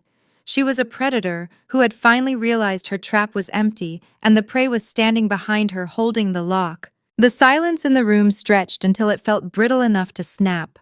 The creditors were indeed waiting. The timeline was collapsing. The illusion she had presented to the country club guests was mere hours away from evaporating. She needed my signature to survive the day. I did not touch the silver pen. I reached forward and rested my index finger on the smooth glass screen of my cell phone. The stage was set. The audience of one was ready. The physics of the law were about to enter the room. I pressed my index finger against the smooth glass screen of my phone. I dialed a number I had committed to memory over the weekend. The conference room was so quiet, you could hear the soft digital tones echoing off the polished mahogany walls. My mother watched my hand move. She did not try to stop me. She was paralyzed by the sudden deviation from her heavily rehearsed script. She had planned for compliance and tears. She had no contingency plan for cold, steady defiance. The line rang twice. A voice answered on the third ring. It was a deep baritone voice carrying the distinct resonance of a man who bills $1,000 an hour. I pressed the speaker icon. I set the phone back down on the center of the desk right next to the fraudulent waiver. I spoke clearly into the microphone. I said, "Good morning, Mr. Thorne. We are ready for you." The voice filled the room. Elias Thorne did not offer pleasantries or engage in small talk. His tone was devoid of empathy. It was the voice of an executioner reading a sentence that could not be appealed. He stated his full legal name and his professional credentials. He formally announced his presence as the sole acting trustee of the William Bailey Irrevocable Trust. Robert, the estate attorney, flinched. The color drained from his face and his posture stiffened. Robert pushed his chair back from the desk. The leather squeaked sharply against the floor. Robert was a local lawyer accustomed to handling basic probate filings and standard uncontested wills. He suddenly realized he was sitting across a table from a heavy-hitting litigator representing a financial entity he had never encountered. Robert stammered. He leaned forward and asked for clarification. He stated he was the official executor of record for the Bailey estate. Thorne corrected him with surgical precision. He told Robert he was the executor of a decoy shell. Thorne began to explain the architecture my grandfather had built. His voice was clinical and unemotional. He spoke like a structural engineer describing the planned demolition of a condemned building. He informed the room that 18 months prior to his death, William Bailey had restructured his entire financial footprint. He transferred the liquid wealth into a dormant legal vehicle, hidden far from the primary probate courts. Thorne looked at his own files miles away in his office and read the exact numbers aloud. He stated that the primary estate currently resting in Robert's jurisdiction contained a single checking account. He stated the balance of that account was exactly $14,000. I watched my mother process the math. The number hit her like a physical blow to the sternum. $14,000. It was a fraction of what she needed to survive the week. It was not even enough money to cover the quarterly interest on the private bridge loans Greg had secured. It was pocket change compared to the debts she had accumulated funding her extravagant vacations and designer wardrobes. Her mouth opened, but she produced no sound. She stared at the speakerphone as if it were a venomous snake resting on the mahogany desk. Thorne was not finished. He moved to the final layer of the trap. He informed the room that my mother had officially triggered a bypass mechanism. He referenced the court filings she had submitted late Thursday afternoon. He cited the exact document tracking numbers. By filing a formal legal request to redirect estate funds toward personal hard money lenders and outstanding gambling debts, she had breached her fiduciary duty as an heir. Thorne read the contingency clause word for word. He recited the specific legal codes. He detailed the statutes regarding irrevocable trusts in the state of California. The legal terminology was dense, but the meaning was brutally clear. The clause dictated that any attempt by Patricia Bailey to misuse the inheritance immediately severed her standing as a beneficiary. The law demands good faith from those inheriting wealth. My mother had demonstrated profound bad faith by attempting to launder her hidden liabilities through a dead man's legacy. Thorne delivered the final verdict. He stated that because the trigger had fired, the dormant trust had awakened. The mechanism had executed its bypass protocol. The sum of $4.5 million had been fully and permanently transferred out of the holding account. It was now secured in an ironclad financial structure, naming Andrea Bailey as the sole exclusive beneficiary. Patricia was locked out. Greg was locked out. The hard money lenders in San Jose were locked out. The money belonged to me, and it was legally untouchable. The visual transformation in the conference room was stark. 10 minutes earlier, the waiver sitting on the desk was a dangerous weapon. It was a loaded gun my mother was trying to force into my hand. Now it was just a worthless stack of bleached paper. It was a contract demanding I forfeit a claim to an empty checking account. My mother looked down at the document. Her manicured hands began to shake. The tremor started in her fingers and traveled up her wrists. She grasped the edge of the mahogany desk, trying to steady herself, but the vibration was internal. The foundation of her reality had just crumbled. Her tailored beige suit suddenly looked like a costume she had stolen. The confident society woman had vanished, leaving behind a terrified debtor. Let us pause and analyze the concept of consequences. If you have ever watched a toxic person finally meet the unyielding wall of their own actions, drop the word wall in the comments. You know the exact expression on their face. It is a mixture of profound shock and rising terror. Toxic people spend their entire lives believing the rules of gravity do not apply to them. They believe they can simply talk their way out of a freefall. My mother was currently experiencing gravity for the very first time. She was falling and there was no net waiting at the bottom. The trap had not just closed. It had locked itself from the outside. Thorne ended the call. The dial tone buzzed briefly before I ended the connection. I slipped my phone back into my blazer pocket. The silence returned to the office, but the texture of the room had fundamentally changed. My mother was no longer a predator attempting a robbery. She was a target facing imminent ruin. The creditors she had been holding at bay were still waiting for their money. The lenders in San Jose do not care about family dynamics. They operate on strict collateral agreements. When the wire transfer fails to arrive at 5 o'clock, they will not call to ask how her day was. They will activate the default clauses on her loans. The conflict was no longer about whether she could steal my inheritance. The conflict was now about how she was going to survive the arithmetic of her own greed. I looked at Robert. He was already closing his file folders. He picked up his pen and set it down again. He looked at my mother with an expression of profound betrayal. He realized she had used his firm to attempt a financial crime. Lawyers like Robert do not stick around when the money vanishes and the fraud is exposed. He was silently calculating how quickly he could recuse himself from this disaster. The legal shield my mother had hidden behind was dissolving right in front of her eyes. She slowly lifted her head and looked at me. The condescending pity was gone. The artificial warmth was gone. Her eyes were wide and filled with a cold, desperate panic. She realized the daughter she had treated like a rough draft for 2 decades had just engineered her total defeat. She was about to discover what happens when you build a lifestyle on a foundation of lies, and the person holding the truth refuses to catch you. The line disconnected with a sharp click. The silence that followed did not feel empty. It felt dense, like the barometric drop right before a severe storm. Elias Thorne was gone, but the verdict he delivered remained suspended in the air of the law office. I looked at my mother.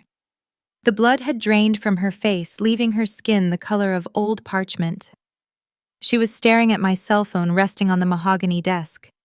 She was trying to force the reality of the last 5 minutes to align with the fictional narrative she had spent 18 months building.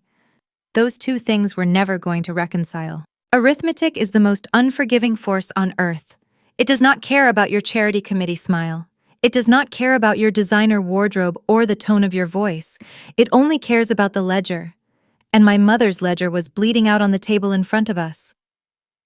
I decided to lay out the math for her. I spoke with a cold, detached precision. I sounded like an auditor reading a final report. I told her she owed $1.2 million to the hard money lenders in San Jose. I recited the exact principal amount. I reminded her that she had leveraged the primary residence Greg had purchased.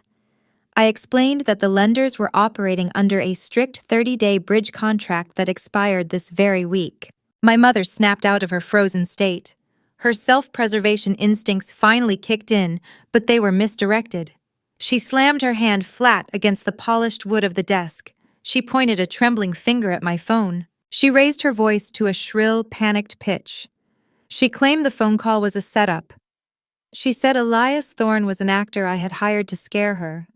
She yelled that the invisible trust was a fake and a fraud designed to extort her. She turned to Robert, the estate attorney, and demanded he file an immediate injunction. She ordered him to freeze all court proceedings and arrest me for tampering with an inheritance. Robert did not move. He kept his hands in his lap. Lawyers who value their licenses do not argue with ironclad legal structures. He knew a legitimate trustee when he heard one. He looked at my mother with a mixture of professional dread and personal disgust. He realized she had tried to use his firm to execute a financial crime, and he was already mentally drafting his resignation letter. I did not yell back. Raising your voice implies you are losing control of the situation. I had never been more in control. I reached into my leather tote bag sitting on the floor beside me. I pulled out a heavy-bound 40-page document. It was a certified copy of the William Bailey Irrevocable Trust.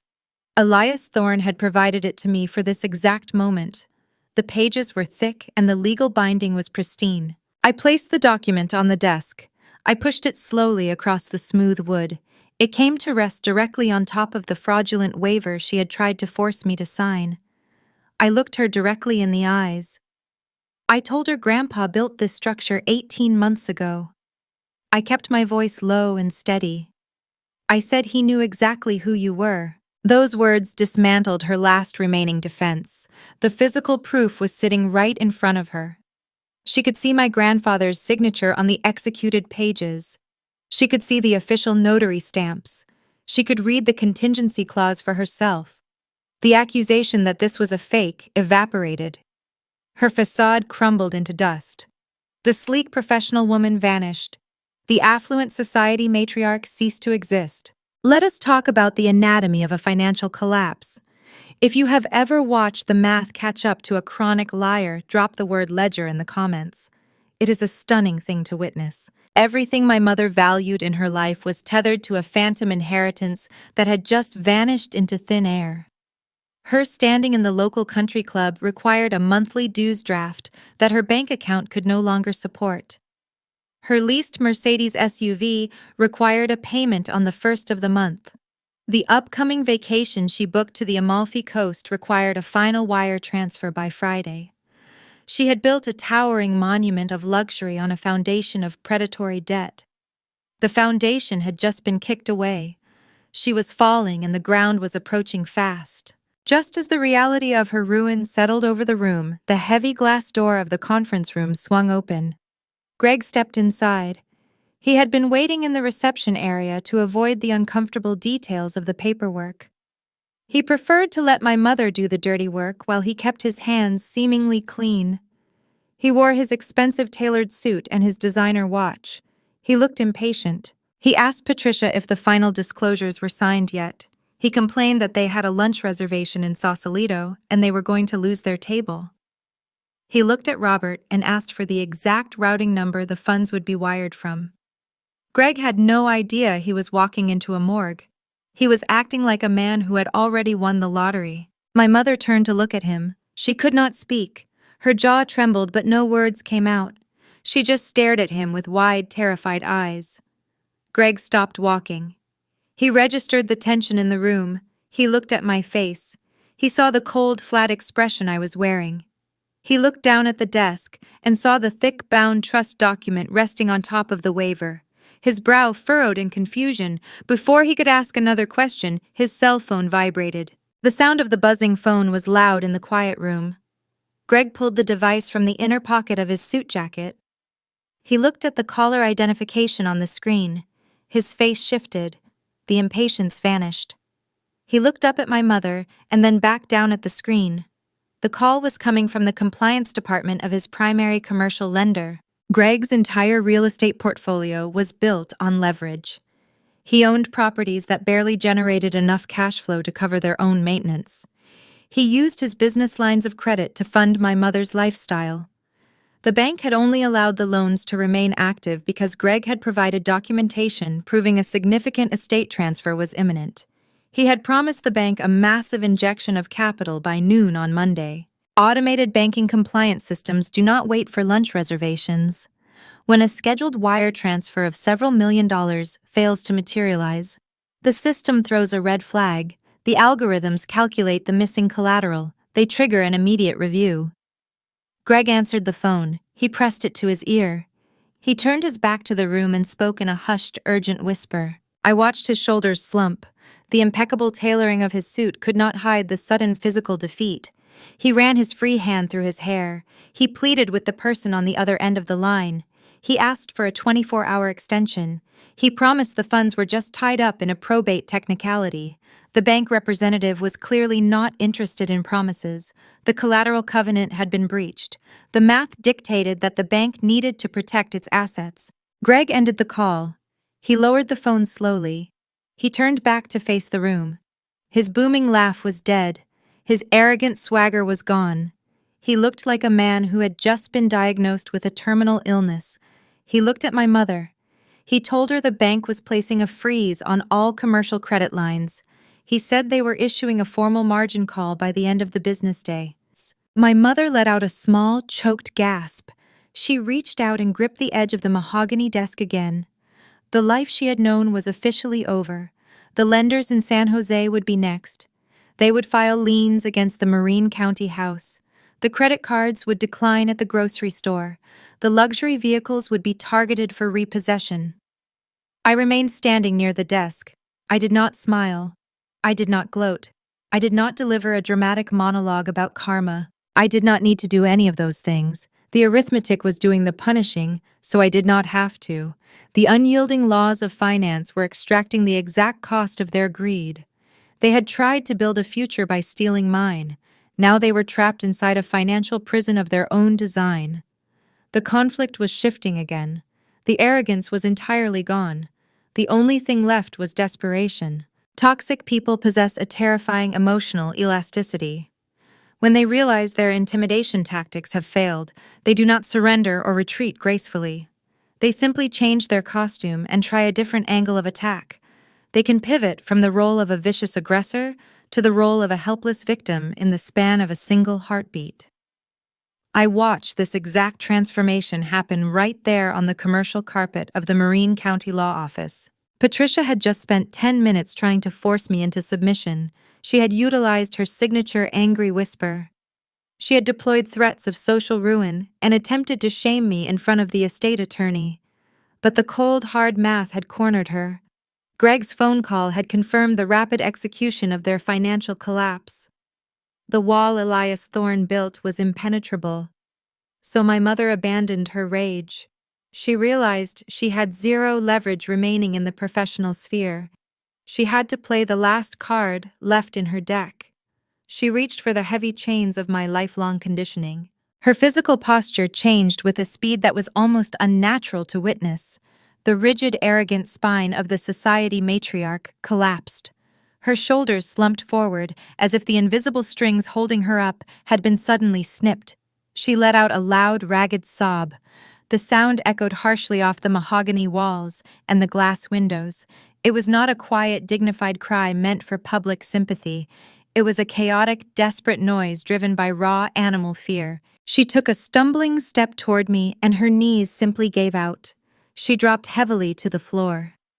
The woman who had stood behind a carved wooden podium just 48 hours ago, toasting to her own brilliance, was now kneeling on a synthetic office rug. Her tailored beige suit wrinkled uncomfortably around her legs. She looked up at me from the ground. The tears spilling down her cheeks and ruining her flawless makeup were real. But we need to be very precise about the nature and origin of those tears. They were not tears of genuine remorse. She was not crying because she suddenly regretted trying to steal my future or erase my identity. She was crying because her survival strategy had spectacularly failed. She was mourning the permanent loss of her Napa Valley wine tours. She was weeping for the impending repossession of her designer handbags and her luxury vehicles. She was shedding tears strictly for her own self-preservation.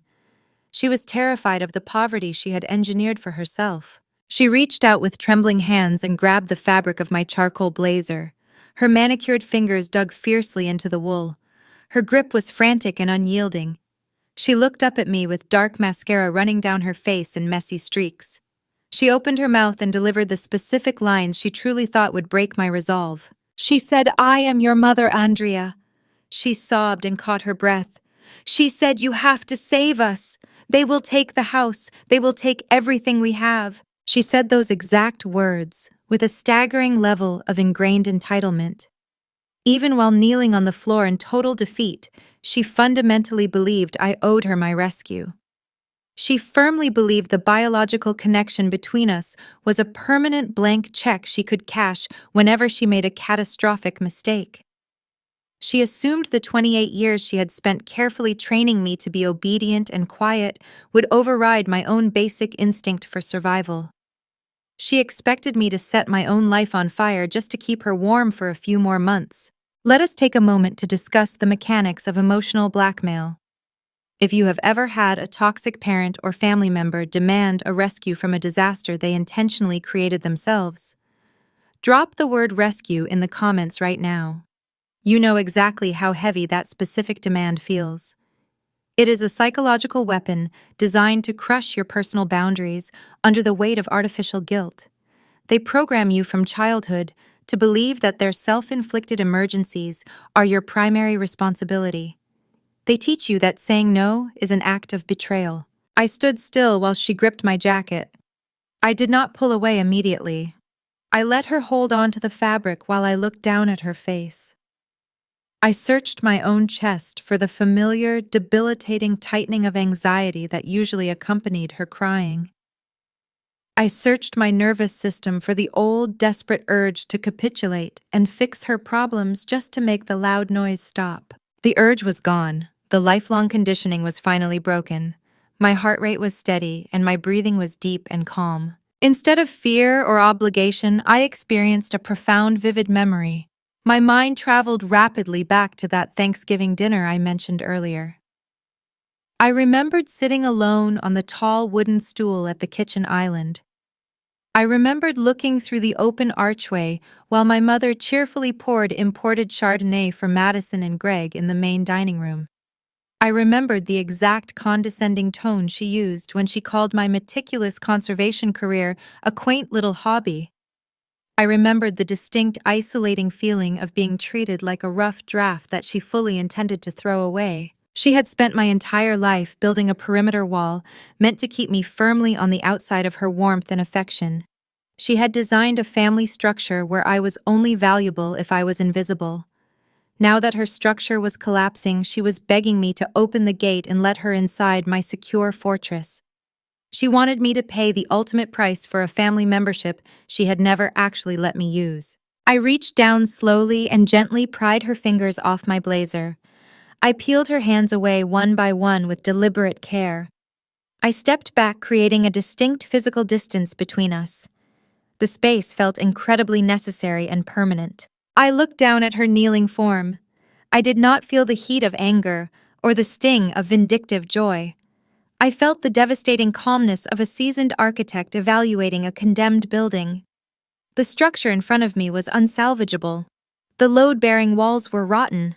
The demolition was already scheduled by the laws of mathematics. I had no intention of standing under the falling bricks. I spoke to her with a voice that carried zero emotion and zero hesitation. I looked her in the eyes and delivered the final truth.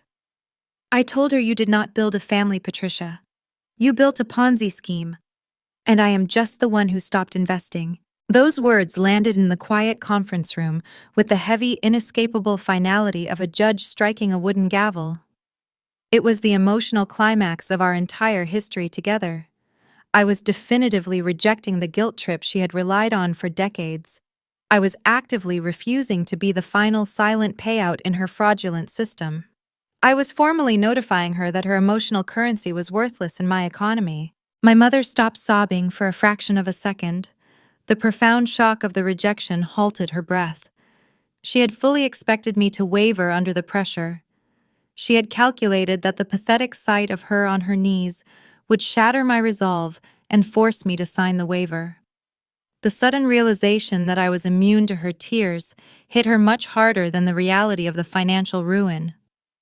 She realized in that exact moment that she had lost her favorite reliable scapegoat forever. She let out a long, agonizing wail and buried her face in her hands. She folded her body forward until her forehead nearly touched the carpet. It was a stark visual picture of total, unfiltered defeat. The grand illusion was permanently dead. The brutal reality of the hard moneylenders and the impending property foreclosures washed over her completely. She was finally drowning in the consequences she had spent years trying to outrun. I turned my attention away from her crying form. I looked across the wide conference room to see the next phase of the fallout. Greg was standing near the heavy glass door. He was clutching his silent cell phone tightly in his hand. He had just witnessed the psychological dismantling of his wife. He had watched her deploy her ultimate emotional weapon, and he had watched me casually disarm it without blinking. He realized the last possible safety net was gone. The $4.5 million was permanently out of reach, and the bridge loans were officially in default. Greg had enabled her toxic behavior for years strictly because it benefited his own lifestyle. He had stared down at his phone and ignored her cruelty toward me because she promised him a massive upcoming payday. He had willingly co-signed her predatory loans and leveraged his own commercial real estate properties under the firm assumption that my grandfather's money would eventually cover their tracks. Now the tracks were exposed under a bright spotlight, and the money was locked inside an impenetrable vault. He looked at my mother sobbing uncontrollably on the floor. He looked at me standing tall and unbothered by the spectacle. The cowardice that defined his entire existence began to mutate into something highly reactive. He was a man who only cared about his own comfort and status. When a coward realizes the ship is actively taking on water, they do not grab a bucket to help bail. They frantically look for someone else to throw overboard to lighten the load. The artificial alliance between the two abusers was rapidly fracturing under the crushing pressure of imminent bankruptcy. Greg watched his wife sobbing on the floor of the law office. He did not drop to his knees to comfort her. He did not place a supportive hand on her shoulder. When a coward realizes the ship is rapidly taking on water, their first instinct is not to grab a bucket to help bail. Their first instinct is to find someone else to throw overboard to lighten the load. Greg stepped carefully around my mother, treating her like a temporary obstacle in his path. He moved toward the center of the room. He adjusted the lapels of his expensive suit jacket. He cleared his throat and deliberately relaxed his shoulders. He was desperately trying to shed the posture of a cornered criminal and adopt the stance of a neutral professional. He looked at me and attempted to deploy the most insidious tool in a toxic person's arsenal. He used his reasonable man voice. The reasonable man voice is soft and entirely measured. It is a tone specifically engineered to make the person listening feel as though they are being overly emotional or dramatic. It implies that all previous hostility was just a simple misunderstanding. Greg rested his palms on the polished mahogany desk. He offered me a tight, cooperative smile. He said, "Now, Andrea, let us not be hasty here." He said, "We are all intelligent adults, and we can easily work out a payment plan with your new trust." He actually tried to pivot the conversation into a business negotiation. He looked at the certified trust document resting on the table. He told me he understood why I was upset with my mother. He said she had clearly overstepped her bounds and acted erratically. He was seamlessly attempting to distance himself from her crimes. He suggested that my trust could act as a private lending institution. He offered to personally guarantee a high-yield return on my investment if I authorized a short-term disbursement to satisfy his immediate bridge loans. He was standing in the wreckage of a massive financial fraud trying to pitch me a commercial real estate deal. I want you to pause and think about the audacity of that moment. If you have ever watched a manipulator try to change the rules of a game, the exact second they realize they are losing, drop the word pivot in the comments. It is a truly disorienting experience. They expect you to suffer from sudden amnesia. They expect you to completely forget the knife they were holding to your back just 5 minutes prior, simply because they are offering you a handshake right now. I looked at Greg. I did not raise my voice. I did not express any outrage at his insulting proposal. I kept my hands resting calmly at my sides. I told him he was entirely out of his depth. I said, "You are standing in this office acting like the innocent victim of a spendthrift wife." I said, "You are trying to play the role of the responsible mediator cleaning up her mess." I tilted my head slightly.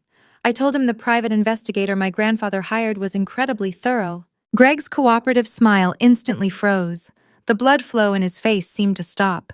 His eyes widened a fraction of an inch. I detailed the exact findings Elias Thorne had compiled in his confidential dossier. I told Greg the investigator did not just uncover my mother's personal credit card debts and her extravagant vacation spending. The investigator traced the ink on the secondary mezzanine loan documents. He tracked the complex cross-collateralization agreements tied to the aging strip malls in San Jose and the empty retail spaces in Oakland. I recited the specific dates the high-interest notes were signed. I looked Greg straight in the eyes. I told him his signature was on the bottom line of every single predatory loan. He was the primary guarantor. I stripped away his entire fictional narrative. I told him he was not a passive bystander watching his wife live beyond her means.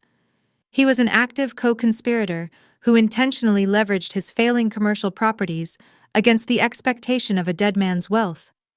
He knew his business cash flow was a complete myth.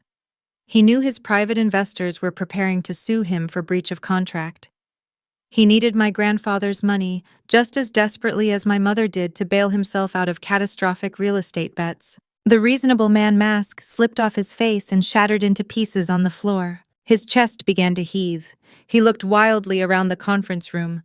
He looked at Robert, the estate attorney, who was now openly shoving files into his leather briefcase to abandon the disaster zone. Greg looked at the trust document resting on the desk.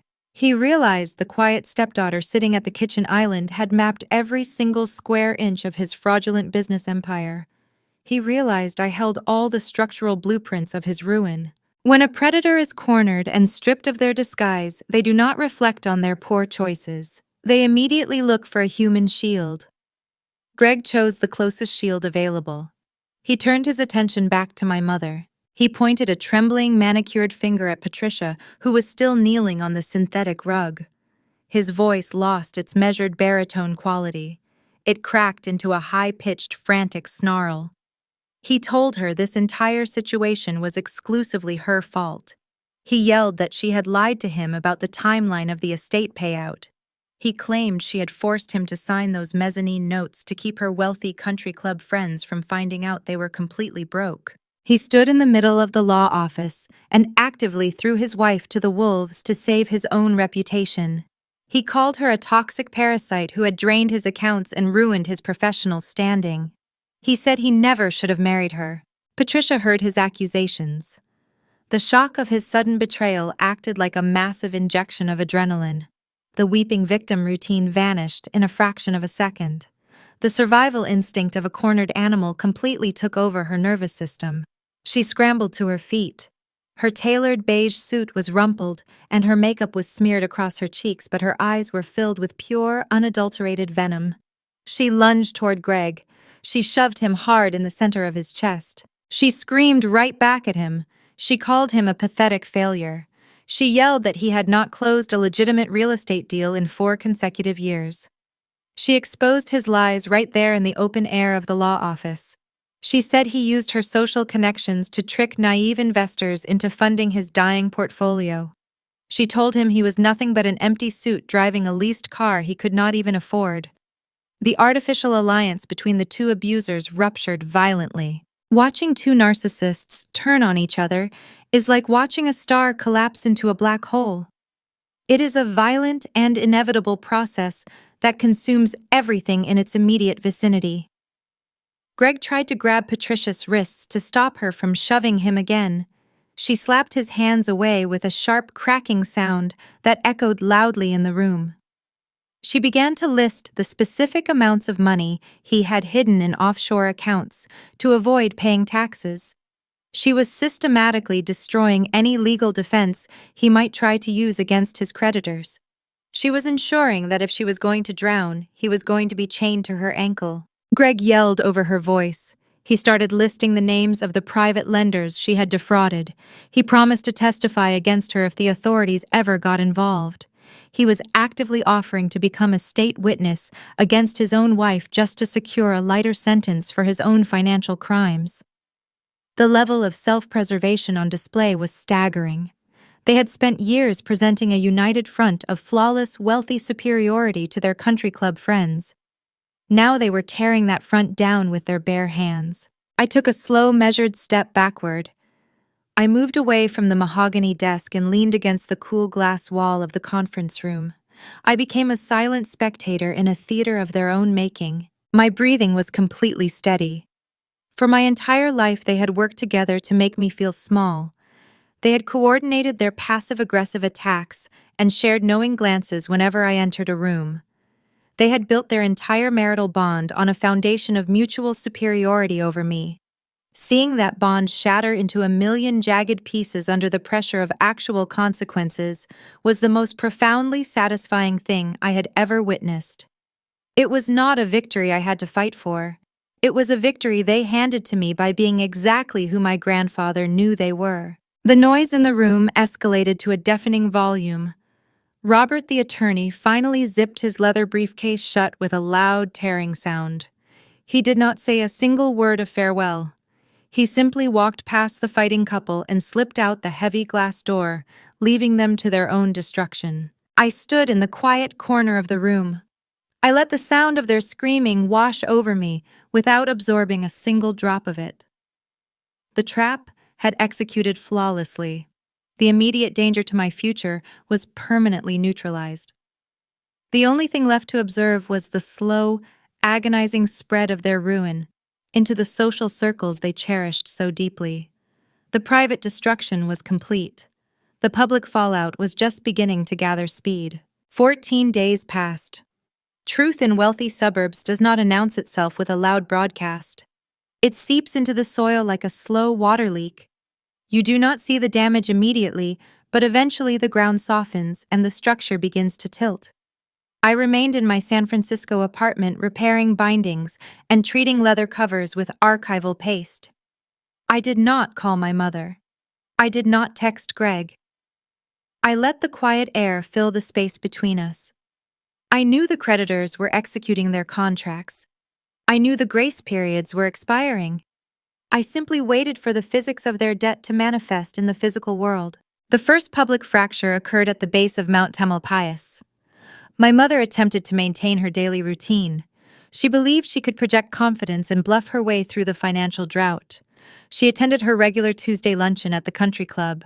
She sat at a table on the outdoor terrace surrounded by the exact same women who had listened to her coronation speech 2 weeks prior. She ordered a seasonal salad and drank sparkling water. She wore a silk scarf and acted as though her life was proceeding exactly according to plan. She relied on the ingrained manners of her social circle to protect her from scrutiny. But politeness in those environments is a conditional currency. Politeness is just another word for complicity when the money is flowing. When the money stops, the manners evaporate.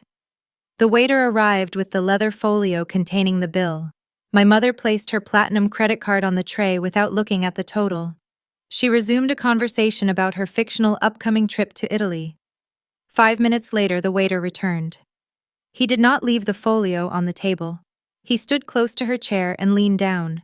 He spoke in a low voice, informing her that the card had been declined. A declined card in that specific zip code is not treated as a banking error.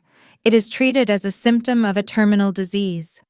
The other women at the table stopped talking. The silence on the terrace was sharp. My mother produced a second card from her wallet.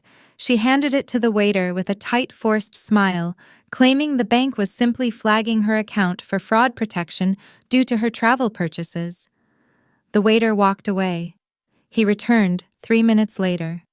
The second card was also rejected. The automated systems had triggered. The banks had frozen her accounts following the margin call on Greg's commercial properties. She had no cash. She had no working plastic.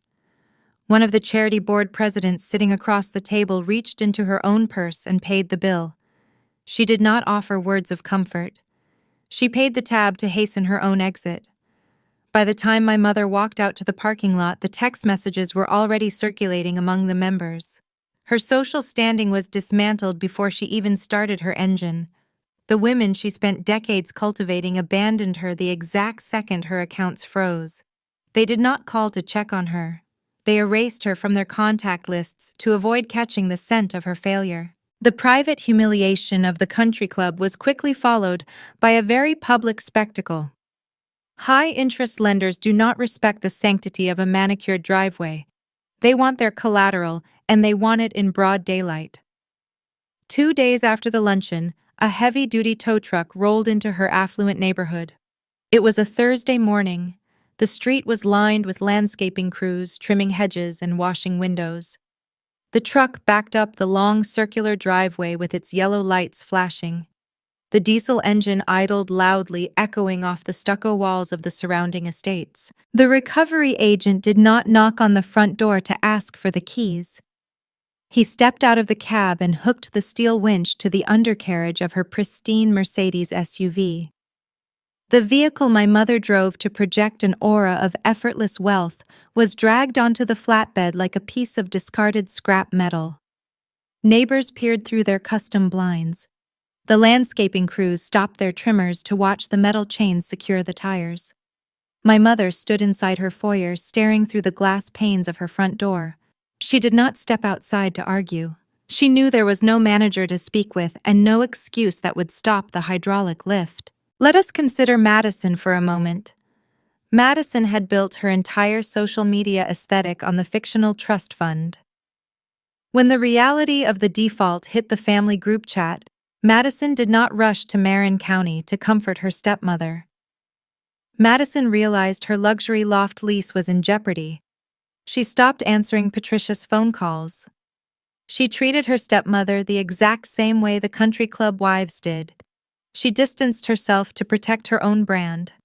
It was a perfect mirror of the values my mother had taught her. You are only as useful as the capital you provide. When the capital vanished, so did the loyalty. She was trapped inside a house she could no longer afford with no means of transportation. The isolation must have felt suffocating. Greg was gone. The alliance they broke in the law office had remained broken. He packed his expensive suits into a suitcase and moved into a short-term corporate rental near the airport. He left her alone to face the creditors while he scrambled to negotiate a settlement for his failing commercial portfolio. She was solitary in a sprawling house filled with imported furniture she could not sell fast enough to satisfy the daily late fees. The final blow to her public image arrived by the end of the second week. The hard money lenders initiated the pre-foreclosure process. They gave her a microscopic window to liquidate the asset before they seized the deed. She had no choice. She had to list the Marin County property in a desperate fire sale. A real estate agent arrived and hammered a wooden sign into the front lawn. The listing price was a fraction of the market value. The digital listing specified that it was a cash-only transaction demanding a quick close. In the real estate world, a fire sale is a distress beacon. It tells every buyer in the region that the owner is bleeding out and desperate for a tourniquet. The house that hosted catered patio parties and Thanksgiving dinners was reduced to a distressed asset on a discount website. The photographs posted online were stark. The photographer had walked through the rooms, capturing the remnants of a fractured life. You could see the empty spaces where Greg had removed his expensive art and his leather study chairs. The sprawling centerpiece of white hydrangeas on the dining table was gone, replaced by bare polished wood. The house looked hollow. It looked like a museum after a robbery. I looked at the digital photos on my computer screen in San Francisco. I studied the kitchen island where I used to sit. The tall wooden stool was still there. It was just a piece of wood and metal. It had no power over me anymore. I learned about these events through the slow, steady drip of public records and mutual acquaintances. I did not gloat. I did not feel the urge to drive past the house to look at the wooden sign in the grass. Gloating requires an emotional investment that I no longer possessed. I was simply observing the inevitable physics of a collapsed foundation. When you build a heavy structure on a bed of sand, you do not need to cheer when it falls. You just watch gravity do the work. I spent my days at the gallery restoring a collection of poetry. My hands moved with steady precision. My mind was clear. The constant low-level anxiety that had hummed in my chest for 28 years was gone. I no longer had to anticipate her shifting moods or decode her passive-aggressive insults. The perimeter wall she built to keep me out had crumbled, taking her down with it. She lost the one thing she valued above all else. She lost the image of perfection she used to make other people feel small. But a person who loses everything does not simply fade away into the background. They reach for a lifeline. When their friends turn their backs and their spouse abandons them, they look for the one person they were trained to consume. My mother realized she had exhausted every professional and social avenue. She was facing the prospect of packing her designer clothes into cardboard boxes with nowhere to go. She made a desperate decision. She decided she had to invade the one place she had never respected.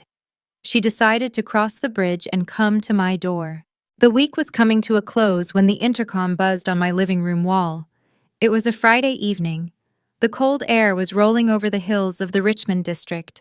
I was standing at my wooden workbench. I was using a soft brush to clean the dust off a 19th century atlas. The pages were filled with old maps showing borders that no longer existed in the modern world. The sound of the buzzer was sharp and sudden. It cut right through the quiet classical music playing from my small radio. I set my brush down. I walked over to the intercom and looked at the grainy black and white security monitor. The camera pointed directly at the front stoop of my building. A woman was standing on the concrete steps. She was looking up at the lens. It took me several seconds to recognize my own mother. The person on the screen did not look like the confident society matriarch who had hosted a catered country club gathering just a few weeks prior. She looked like a stranger who had aged a decade in 14 days. I pressed the button to unlock the downstairs lobby door. I did not speak into the microphone to ask her what she wanted. I just let the heavy metal door click open. I wanted this final encounter to happen face to face. I wanted her to look me directly in the eyes when I delivered the last boundary. I opened my apartment door and waited on the landing. I listened to the sound of her footsteps echoing up the 3 flights of wooden stairs. The sound was wrong. For my entire life, her approach was signaled by the confident, sharp clicking of expensive designer heels on hardwood floors. The footsteps ascending my staircase were slow and heavy. They were the muffled sounds of worn, flat shoes dragging against the wood. She reached the 3rd-floor landing. We stood 3 feet apart. The threshold of my apartment separated us. The physical transformation was stark and unforgiving. The intense stress of the financial collapse had stripped away the polished veneer she spent decades maintaining. She was not wearing a tailored silk blouse or a sleek designer blazer. She wore a simple gray coat that looked wrinkled and inexpensive. Her hair lacked the perfect blowout volume she usually demanded from her exclusive salon. The bright blonde dye was fading, and the gray roots were clearly visible near her scalp. Her face was bare. The flawless makeup was gone, revealing deep lines of exhaustion around her mouth and eyes. She looked small. She looked her actual age. When you grow up fearing a toxic parent, they take on the dimensions of a giant in your mind. They seem untouchable and larger than life. You believe they possess a magical power to control the weather in your world, but when you strip away the money and the intimidation tactics, the magic trick ends. You realize they are just ordinary, flawed human beings who made terrible choices. She looked past my shoulder into my apartment. She saw the warm light reflecting off the glass bookcases. She saw the clean, organized tools resting on my workbench. She was looking at a sanctuary she had never bothered to visit when she was wealthy and comfortable. She looked back at me. She swallowed hard. Her voice was raspy and thin. She said, "Andrea, I need to talk to you." She asked if she could come inside and sit down on the sofa. I stood firm in the center of the doorway. I kept my hands resting easily at my sides. I told her no. I told her we could speak right here in the cold hallway. She flinched at the rejection, but she did not argue. She did not have the energy to fight for territory anymore. She wrapped her arms around her own waist, holding her gray coat closed against the drafty air of the stairwell. She began to speak. She told me the fire sale on the Marin County house had closed that very morning. She said the hard money lenders took the entire proceeds of the sale to cover the principal balance of the loans. She said the bank seized the remaining funds to cover the late fees and the penalties. She told me Greg was officially gone. He had filed his own bankruptcy paperwork and cut off all communication with her. She said Madison had blocked her phone number and refused to let her sleep on the couch of the luxury loft. She was standing in front of me with nothing left. The kingdom had burned to the ash. She looked down at her flat shoes. She asked for a favor. She did not ask for millions of dollars. She knew that dream was dead. She asked for a simple handout. She told me she had found a small one-bedroom apartment in a cheaper city an hour away. She said the landlord required the first month of rent and a standard security deposit. She said her credit was ruined, and she had zero cash in her checking account. She looked up at me with tired, desperate eyes. She asked me to write her a check. She claimed it would be a temporary loan. She promised she would find a job and pay me back as soon as possible. She said it was just enough money to keep her from having to sleep in a weekly motel. Let us analyze this specific tactic for a moment. If you have ever watched an abuser ask for a tiny favor after they tried to destroy your life, drop the word favor in the comments right now. It is a psychological test. They ask for something small to see if the trauma bond still exists. They want to know if they can still extract a single drop of resources from you. If you give them the deposit today, they will ask for grocery money next week. The cycle of dependency never stops unless you break the wheel yourself. I looked at the woman standing in the hallway. I searched my heart for any lingering trace of obligation. I looked for the old familiar guilt that used to dictate my every move. The space inside my chest was clear. I did not feel malice, and I did not feel pity. I felt the profound clarity of a person who has survived a severe storm and reached dry land. I looked her directly in the eyes. I kept my voice calm and even. I did not raise my tone. I did not use anger to fuel my words. I told her, "I am not your bank and I am not your safety net." Her shoulders dropped. She opened her mouth to argue, but I did not give her the space to speak. I delivered the final truth. I said, "You spent 28 years making sure I knew I did not belong in your house." I told her, "Now you do not belong in mine." The words landed in the quiet hallway with permanent finality. I was returning the exact energy she had given me for my entire life. I was not doing it to punish her. I was doing it to protect the peace I had built with my own two hands. She stared at me. The realization washed over her face. She finally understood that the bridge was truly burned. She had spent decades teaching me how to be cold and distant. She had taught me how to withhold warmth and how to prioritize self-preservation. Now I was simply applying those lessons to her. The student had mastered the curriculum. She did not cry. She did not scream or beg. The fight was gone from her body. She slowly turned around. She walked toward the top of the stairs. She grabbed the wooden handrail and began the slow, heavy descent back down to the lobby. I did not watch her walk all the way down. I stepped back into my apartment. I pulled the heavy wooden door shut. I did not slam it. Slamming a door is an act of anger. It implies that the person on the other side still holds power over your emotions. I closed the door smoothly and firmly. The metal latch clicked into place. I reached up and turned the solid brass deadbolt. The sound of the lock sliding home was the loudest sound in the world. It represented the severing of the generational trauma. The debt was settled. The ledger was closed. I stood in my entryway for a minute. I breathed in the scent of beeswax and old paper. The sanctuary I had built was safe. The crumbling foundation of my past could no longer threaten the walls of my present. I walked back across the living room to my wooden workbench. I picked up my soft brush. I turned on my overhead magnification lamp and returned to the 19th century atlas. I looked at the old maps and the outdated borders. I had broken things to fix. I had history to preserve. I left my mother on the other side of the threshold forever. A year is a strange measurement of time. When you are living in a state of constant anxiety, 365 days can feel like a century. You count every hour because every hour holds the potential for a new crisis. But when you finally cut the anchor and let the dead weight sink, a year passes with the swift, gentle rhythm of a deep breath. It has been exactly 12 months since I turned the brass deadbolt on my apartment door and left my mother on the other side of the threshold. I did not hear from her again. I did not search for her name in public records. I do not know which small apartment she rented or what entry-level job she took to pay her rent. The curiosity simply evaporated.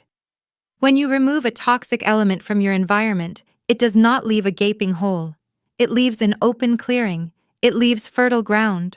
Today I am standing in the center of the main reading room at the newly restored historic library in downtown Oakland. The building was originally constructed in 1912. It survived earthquakes and economic downturns, but it almost did not survive the modern city zoning board. It was slated for demolition to make room for a generic glass office park. It was a casualty of people who prioritize fast profit over enduring history. I walk across the original white oak floorboards. My shoes make a solid rhythmic sound against the wood. The room smells like fresh varnish and old paper. The afternoon sun pours through the tall arched windows, casting long golden rectangles across the reading tables. I run my hand along the edge of a restored mahogany chair. The wood is smooth and firm. It holds the weight of the past, but it is fully prepared to support the future. I am not hiding in a basement gallery anymore. I am the lead preservation director for this entire facility. I oversee a team of 12 specialists. We spend our days cataloging rare manuscripts and repairing documents that tell the story of this coast. I walk through these halls and people look me in the eye. They ask for my opinion. They defer to my expertise. I am taking up space. I am no longer a rough draft or an afterthought. I am the architect of my own daily reality. Near the main entrance, there is a sturdy brick wall. Bolted into the brick is a simple polished brass plaque. It does not boast or scream for attention. It simply states that the restoration of this facility was made possible by a primary grant from the William Bailey Trust. My grandfather did not leave his money behind to fund Napa Valley wine tours. He did not build a logistics empire so his son-in-law could drive leased sports cars and pretend to be a titan of industry. William Bailey built his wealth through decades of hard labor and sharp observation. He wanted his legacy to reflect his values. He wanted to preserve things that were built to last. He handed me the tools to protect his legacy, and I used them to save this building. I look at the brass plaque and I think about the nature of silence. For 28 years, my mother thought my silence was a symptom of weakness. She believed my quiet demeanor meant I was a passive participant in my own life. She assumed that because I did not scream back at her, I was blindly accepting the role she assigned to me. She mistook my lack of aggression for a lack of intelligence. Toxic people always misread quiet people. They believe volume equals power. They think whoever talks the loudest and creates the most chaos controls the board. They do not understand that silence is a dynamic state. My silence was not obedience. My silence was the sound of memory. It was the sound of a structural engineer drafting a blueprint in the dark. I was taking notes. I was cataloging the weak points in her foundation. I was gathering the exact data I needed to survive the inevitable collapse. My grandfather knew the truth. He knew that a crumbling foundation eventually takes the house down. He told me to build my own. And the most important lesson I learned from him, and from the books I restore every day, is a simple one. Everything beautiful starts with structure. You cannot build a safe home on a foundation of predatory debt and artificial smiles. You cannot build a lasting legacy on the back of someone you intend to discard. You have to use strong materials. You have to use honesty and clear boundaries and unflinching arithmetic. The structure must be sound before the paint is applied. I want to speak directly to you now. I want you to stop whatever you are doing and listen to this next part very carefully. If you are listening to this story and you recognize the pattern, I want you to drop the word ironclad in the comments right now. Drop that word if you have ever had to build a legal wall to protect yourself from your own blood. Drop it if you have ever sat across a table from a family member and realized they view you as a resource rather than a human being. I read every single comment. I want to see the walls you have built. We are told from a very young age that family is an unbreakable bond. We are conditioned to believe that loyalty to our parents and siblings is the highest moral virtue. Women in particular are handed a very specific script. We are told to be the peacemakers. We are expected to be the emotional glue that holds the broken pieces together. We are trained to swallow the insults and shrink our own lives to ensure the people around us feel large and comfortable. We are told that when a family member digs a deep financial or emotional grave, we are obligated to jump in and help them shovel. I am here to tell you that the script is a lie. You do not owe your future to someone who squandered their own past. You are not responsible for catching an adult who intentionally jumped off a cliff simply because you share the same last name. You do not have to endure disrespect just because the person delivering it shares your DNA. Above all else, you do not have to set yourself on fire to pay off someone else's debts. You have the right to walk away from the burning building. You have the right to secure your own assets and protect your own peace. You have the right to look a toxic parent in the eye and hand them the bill for their own choices. I stand in the quiet reading room of the library. The patrons are turning the pages of their books. The sound is soft and rhythmic. The air is calm. The storm that threatened to consume my life a year ago feels like a distant weather pattern that blew out to sea. I do not feel the weight of my mother's expectations anymore. I do not carry the burden of Greg's cowardice. I left all of it in that sterile law office in Marin County. I traded the artificial tension of their world for the solid, enduring reality of my own. The sun dips below the horizon outside the arched windows. The golden light fades into a deep twilight blue. I turn off the main reading lamps.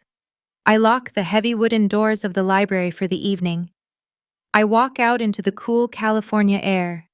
I pull my coat around my shoulders and walk down the street. My steps are steady. My foundation is secure. The ledger is perfectly balanced.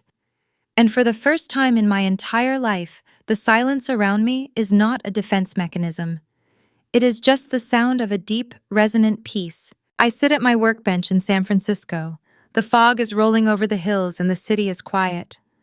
The first edition Hemingway rests under my magnification lamp. The leather spine is perfectly repaired. The hidden compartment is empty now, but it served its purpose. It delivered the map I needed to escape a sinking ship. I run my fingers over the smooth cloth cover and think about the vast difference between enduring a life and actually living one.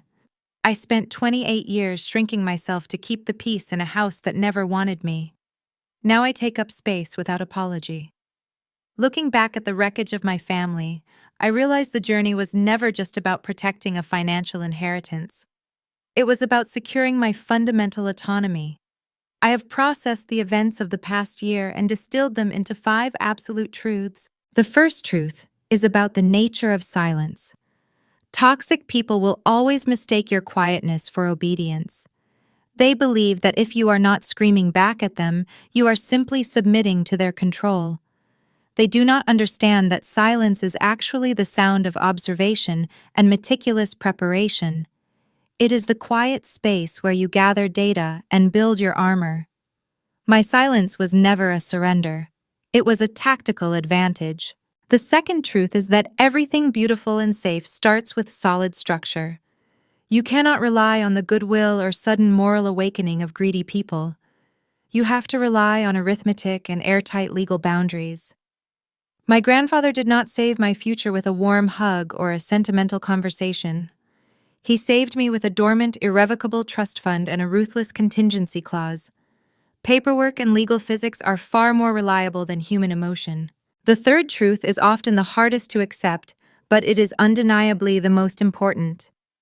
Sharing blood with someone does not mean you owe them your entire future. Society teaches us to be the unconditional safety net for our parents and relatives. But you do not have to set yourself on fire to pay off the debts created by another person. Walking away from a burning building is not an act of family betrayal. It is a necessary act of survival. The fourth truth is that you rarely have to fight toxic people to defeat them. If you simply step out of their way and let the laws of gravity take over, they will inevitably destroy themselves. My mother and my stepfather turned on each other like starved animals the very second the money vanished. I did not have to raise my voice or throw a single insult. I just stepped back and let the cold math do the punishing. The fifth and final truth is that true lasting peace requires a locked door. You cannot heal in the exact same environment that made you sick. Closing the door on my mother when she stood on my landing was difficult, but the sound of that deadbolt turning was the beginning of my actual life. I reclaimed my physical and emotional space, and I refuse to ever give it up again. I am Andrea Bailey, and this has been my journey from the margins to the center of my own life. Thank you for listening to me today. If you found value in this narrative, please take a moment to subscribe to Senior Echo Stories. We share tales of resilient strength and absolute justice. Leave a comment below telling me which of these 5 lessons resonated with you the most. Share this video with someone who might be struggling with a difficult family dynamic. Your support helps Senior Echo Stories grow and reach more people who need to hear that they are absolutely not alone.